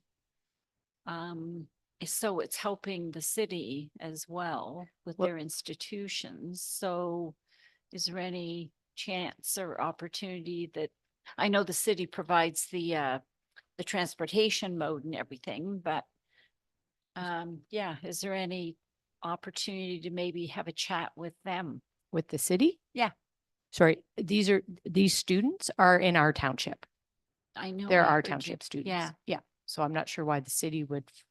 but they're I'm- going to schools in the city. So the Yeah. city is Yeah, so benefiting. the city, the Trent and Fleming have similar agreements with the city of Peterborough. So they contribute, Trent and Fleming contribute a great deal to the city transit already. To the city of Peterborough's transit service. So if Okay, you're asking me the question, do I think we can get some money from the city of Peterborough for this? No. Okay. Yeah. Yeah. Yeah, answer. just to make that real Yeah, real question easy. answer. The other key piece to this is that we would be eligible once, say if council moves forward to create a transit service, we will be eligible for gas tax money. That is money we're currently not getting because we're a pilot, but we will be eligible for gas tax money. So you're not factoring that money like that hasn't come forward to council. So you haven't seen those numbers yet, but we have got some preliminary estimates in there. We actually, I was surprised. There's some gas tax money to be had there. But that gas tax money, the province is smart. They're making sure that the contribution from gas tax, the partners that are part of that have to contribute a significant amount as well in order to get a higher gas tax allocation. So if we don't put like that much money in, your gas tax allocation is going to be reflected in the same manner. So the more gas tax you get, the more municipal support you put in, the more gas tax you're gonna get. Hmm. It goes hand in glove. Yeah, so you get a grant back for transit. Yes. Yeah. Okay. Councillor Boyko. Yeah, thank you through you, Mayor Senes.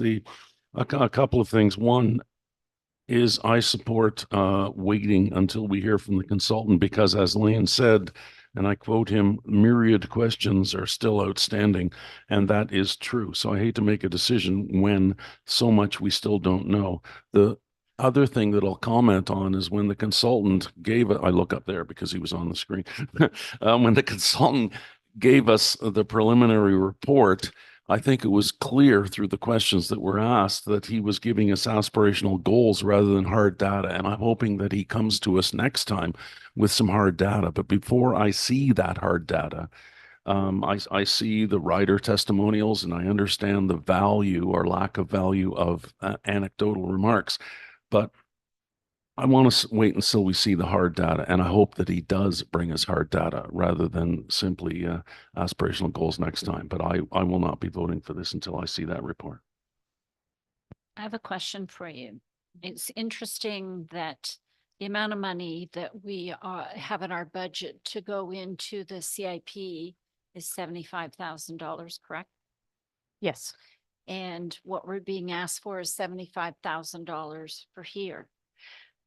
Is there an opportunity to take that 75,000 that we were going to direct to the CIP and put it into a reserve for the link that could be removed down the road if we don't go forward with it and put it back in the CIP? Can we shop and change that way? I think that that was the concern that Lane had and felt that we wouldn't be able to do that.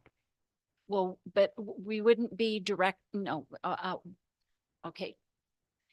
Right now, we have not agreed to where that $75,000 is going into the CIP because we haven't voted on it. So rather than have it, but it's in the budget for that amount and it wouldn't change the rate. Rather than have it go into the CIP, direct it into a reserve for the link that in the event that we don't go forward with the link, we could then transfer it into the CIP. Could we do that? Because at this point, we've not voted on putting that money into the CIP. Lane? Yeah, so I guess based on that, and it would just, you're taking, what would you say, like base funding for the base funding for a council program.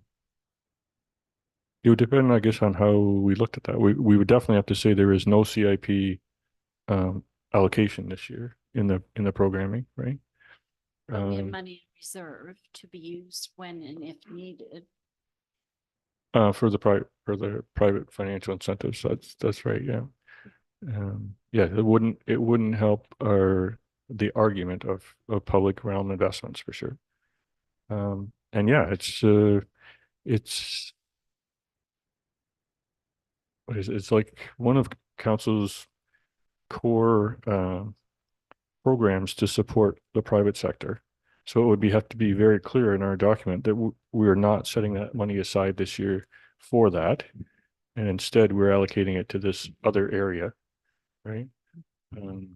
Yeah, I think the reality is that we're going to need tax, if council wants to continue with this transportation service, regardless of any of the numbers, there's going to need to be a level of tax support. So what we're saying is, let's try to build that into your budget earlier rather than later. If you can't increase your taxes after this report comes in for 2024. Right. That's you're losing your opportunity if you don't make that decision now. If we decide to move forward, and yes, we want to have a transportation service, whenever that happens, whether it's 2025 or 2026, it's going to need that tax support. So regardless of whether we take the money from the CIP this year and put it into it's got to come out of a reserve somewhere, because we're not going to have enough. We're going to either have to increase taxes or we're going to have to take money out of a reserve to fund the service. Whenever that is, when we don't have the pilot program any longer. Yeah. I was just trying to think outside the Yep. box here. and, Yeah, you yeah, know, I think sorry your dropped point, it no, on no, you. I haven't think your talked to point is anybody. regardless, that money's gonna, if we don't put any money into the taxation budget now and start to build it into the budget, if you want to have this service past the pilot, we have to pay for it. So we pay for it by either taking out of our reserve or increasing our taxes. So we're just trying as staff to give a prudent approach and build some base money into the budget so that you're not at the end of the pilot, whether it's 2025 or 2026, Mhm. you've got some money to continue this service. If you don't want it, the service continued, that's a decision, we don't have to worry about it. But I think you're gonna have a lot of people here in your council chamber who are gonna be upset that they don't have a transportation service anymore. Mhm. Yeah. Mhm. Okay. Deputy Mayor Black. Thank you, through Mayor Sennis. Thank you for thinking out of the box, and those are some options, but we spent 20 minutes talking about the importance of keeping the money in the CIP so it could be transferred to the public realm, potentially transferred to the public realm, CIP, if that's legally possible. I think Lane said he'd have to look at the legislation around even doing that. We spent a lot of time, my motion was turned down to reduce the CIP. And now that motion essentially would reduce the CIP by 75,000. So I think it's counterproductive to what we had just spent a lot of time talking about. I appreciate thinking, ways to make this work. But again, my concern right now is, the feasibility, financial feasibility, just the math isn't working right now. Hopefully it does. And the report tells us how we can make it work. And if $75,000 is what our piece is down the road to fund this on an annual basis, it will come from taxation. Staff has repeated many times, you don't take money from reserves to fund operations, and you're asking us to create a reserve here for operations, which is kind of, again, In the future. well, it would be reserved right now, and that money is suggested that it will go to operations down the road, and that's not how we normally would function. So at this point, my preference is to wait for the report, get a full financial outlook on what this is, who the other partners, willing partners are, and address it at that point. Moving money out of CIP to it right now, again, it goes counter to our arguments for the last half hour. So And I think it's something we have to consider down the road, but I appreciate thinking of it. Yeah. Any other, Angie? sorry, just one comment to make on putting money away in reserve for operations. When we went through the annexation with the city of Peterborough, we essentially knew that at some point we were going to be losing assessed values. So we planned ahead knowing that there would be a tax implication, and some extra money was built into the budget and put into a reserve so that when you come to that point, you can draw it in and you build it into the base budget so you don't have a big blip. And that's a real simple way of saying that. Lane would have said it way better than me, and Janice even better. But that's just Angie speak. So we have used this in the past. That's kind of why we've moved forward in this way. And I don't have final numbers for you, but we have worked through some scenarios. So just to give you a sense of some of the options we are taking a look at, it would be a similar service to what we have today, as well as maybe some interconnectivity between the two routes. We're looking at like a net cost to the township of about 170,000. So that takes into account other partners, which include our Trent and Fleming, Curve Lake, gas tax, fair revenue. So I just want to give some level of assurance. We're not anticipating $1 million service here at this point, just looking at some preliminary numbers. Let's just for ballpark say maybe in the $200,000 range, but there will be options for council to consider. Okay. Any other discussion?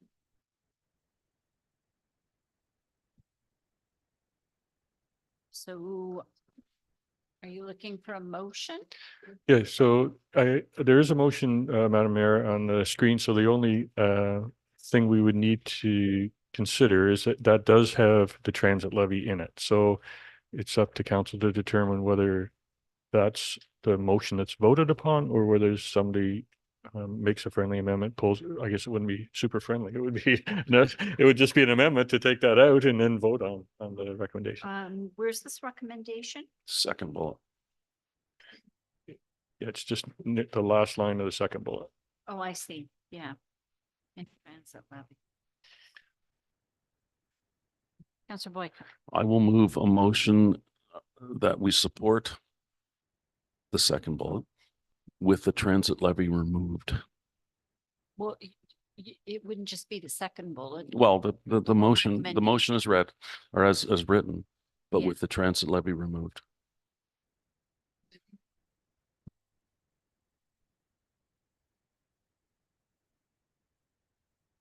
Sorry, I just want to be clear. So we're going to move the recommendation with the exception of keeping out the transit levy. That's what they said. Okay. Yeah.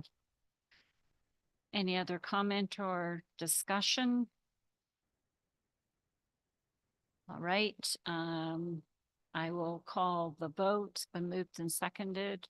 All in favor of that recommendation?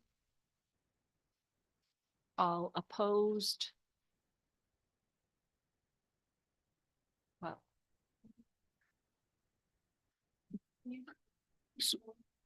So basically what we're doing No, is we're, John. oh, okay. Yeah, yeah. Yeah, so I think the second paragraph would read, yeah, that council supports the adoption of the 2024 taxation budget based on the final budget package as presented and discussed, inclusive of the updated capital project summary.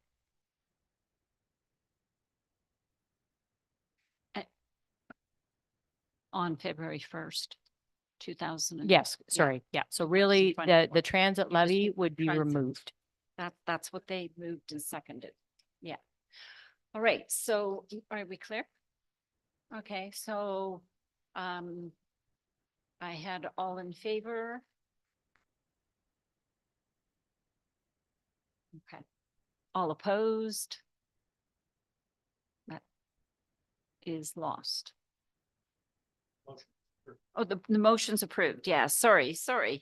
Okay.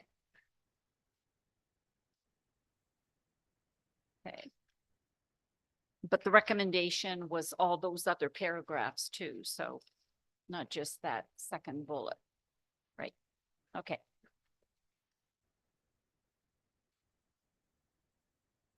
All right, also on our agenda is the building and planning permit fee update report. Robert?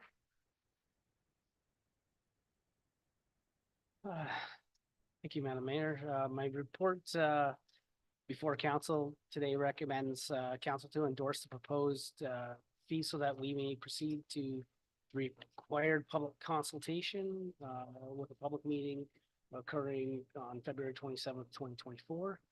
The report provides a basic history dating back to the service review report of the building and planning department that came before council in 2021. And takes us through to where we are today and highlighting the change in methodology of calculating building permit fees that took place in 2022, where we switched from construction value to area based calculations. The rationale attachment provides council with a view of our recent drawdown of our department reserves, as well as a picture of the estimated revenues using both the current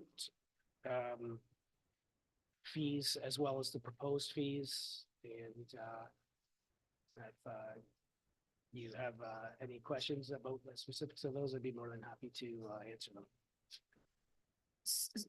Before I go to questions, so Robert, explain what the difference is between the two, Yes, what okay. we've been doing and what we want to do, or what you want to do.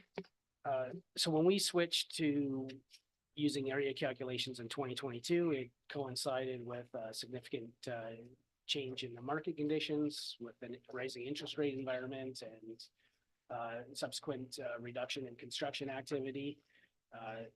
So not only did we reduce our fees by changing them to an area calculation because we found our construction value fees were bringing in considerably more revenue than we required at the time. So we were trying to right size our revenues.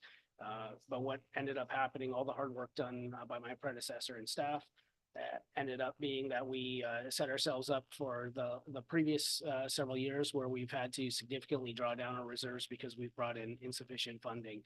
So what our attempt or our goal with the changes in fees is to kind of bring us towards a soft landing where we can expect our revenue to kind of match up with our needs a little ways out in the future, 2025. We're expecting to still run a deficit and have to draw down from our reserves this year. Council previously approved building permit fees to be increased by CPI. We're looking for an increase of 10% to our base fees beyond the CPI increase. We're projecting about a 21% shortfall if we, based on our current fee structure. So without those proposed increases, it leaves us in line for another significant drawdown of those reserves, which thankfully we had fairly sufficient reserves, but we've drawn down, I think, in excess of about 40% over the last several years. Okay, are there any questions? Councillor Boyko? I have two. One involves communication. How will this be communicated to the folks in Selwyn? So there's a statutory requirement in the Building Code Act that requires a public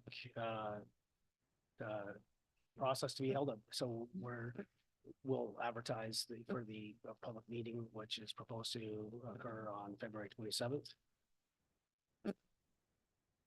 Okay, and the public meeting will probably look like that. So I'm wondering if there's other ways that we can communicate. Angie. Sorry, we do have an email list of past applicants who've applied for a building or a planning application. So we could use that, and we could also use our business and township e-newsletter to communicate it too. So we'll find out lots of ways to get the information out. Fantastic. And my second question, if I could, through you, Mayor. I see about the carport sheds and all of that, and I support this absolutely. I see the logic in it, and I see the value in for the township and for others because it's more easy to understand, I think. There's the cost per square foot. It makes sense. I may be dreaming this, but was there before and will there still be certain structures that will not need a permit? A shed 8 by 10, for example, or a deck, whatever size, or is nothing exempt? Through you, Madam Mayor, a building as defined by the Act is a structure, wall, floor, roof, or part thereof exceeding 10 meters squared. So a building has to be at least 107.6 square feet before it is a building. In addition to that, plumbing not encased in the building and sewage systems are buildings. And there was a provision added to allow a building to not require a permit if it's a utility shed, very specific definition, only a utility shed, and that permission goes up to 15 meters squared. Yeah, that's great. And that would be an important part of this communication, I think, because it would definitely be a question. If I would ask it, I imagine lots of other people would. So thank you. Deputy Mayor Blunt. Through you, Mayor Sennis, thanks, Robert. I think, this is a work in progress. Now, obviously switching systems to get to a new number that supports the department. So the 10% increase, even though it sounds like a large amount, it's probably still not where we were before we changed the system. I think it's a step forward that most people would understand. I see the sewage system rates are in here as well, and they're identical to what the Peterborough Public Health was permit fees were last year. Is there any thought to increasing those fees for this year? Or are you just waiting to see whether that levels out for us or covers our costs? Okay, through you, Madam Mayor, I do have a note within, the report that we'd like to take a look at that after, 2025 to assess whether those fees are adequate to cover those resourcing costs on our department. Question? No? All right, I'm looking for someone to move the recommendation. Councillor Boyko. Deputy Mayor Black, all in favor? It's carried, thank you. And now we move on to the planning report. You're presenting that as well, Robert? Yes, that's correct, Madam Mayor. Before you is, my report.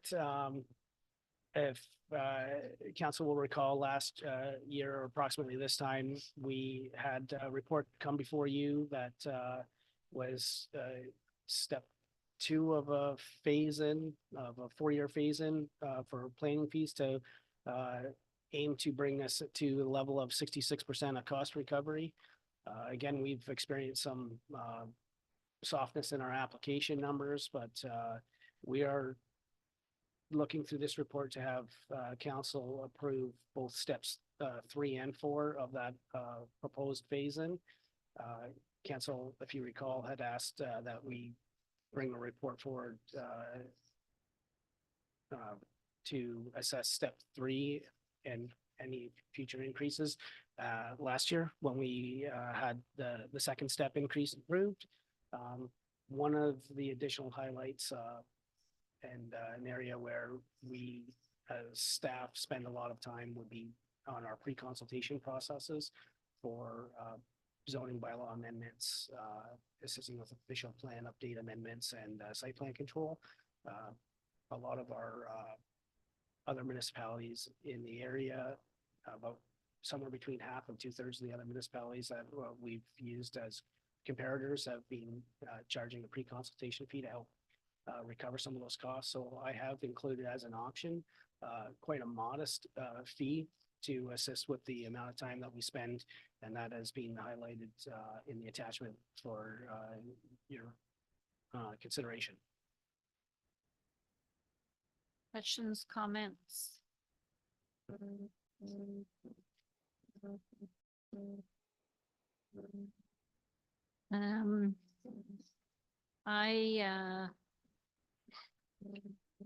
I'd like to, I have no problem with the proposed fee for 2024, but I'd like to look at it again at the end of the year before we move forward with 2025, because it's quite a jump. And Councillor Henry. Thank you, through you, Mayor Sennis. I agree. Be more than prepared to put through a motion then, simply that we increase fees for what you're projecting for this year. However, we should revisit this going forward, especially with the consideration of uncertainty within the market, what's going on. You've already been scrutinized a little bit with interest rates, other things that are going on with the market. So what if we come back in a year and do the same thing again instead of doing both stages? I can't move a motion sitting in the chair, so I don't know what the rest of council feels about that.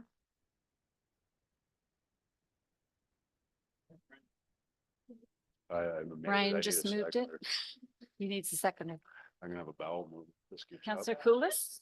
Councillor Koulis, did you second? Oh, okay. Okay. Okay. So moved by Councillor Henry, seconded by Councillor Koulis. What's so funny? Brian's having trouble with this. We repeat the motion. No. Yeah. Sorry, can you repeat?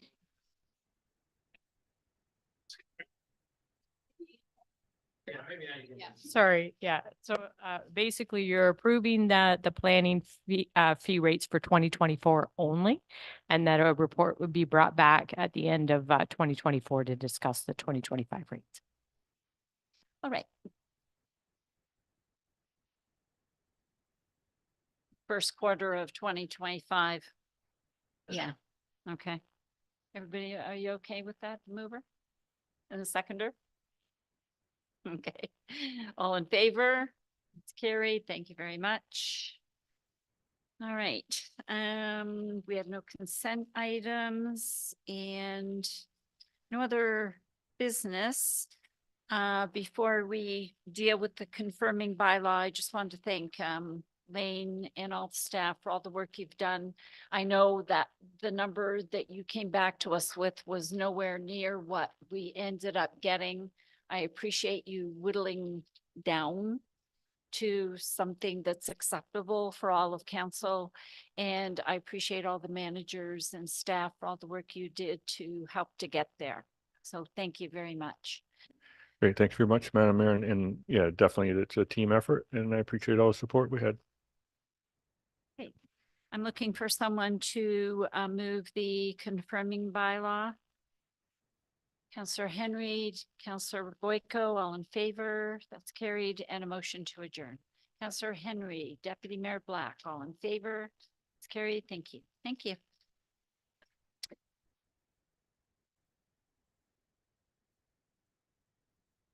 I know the optics didn't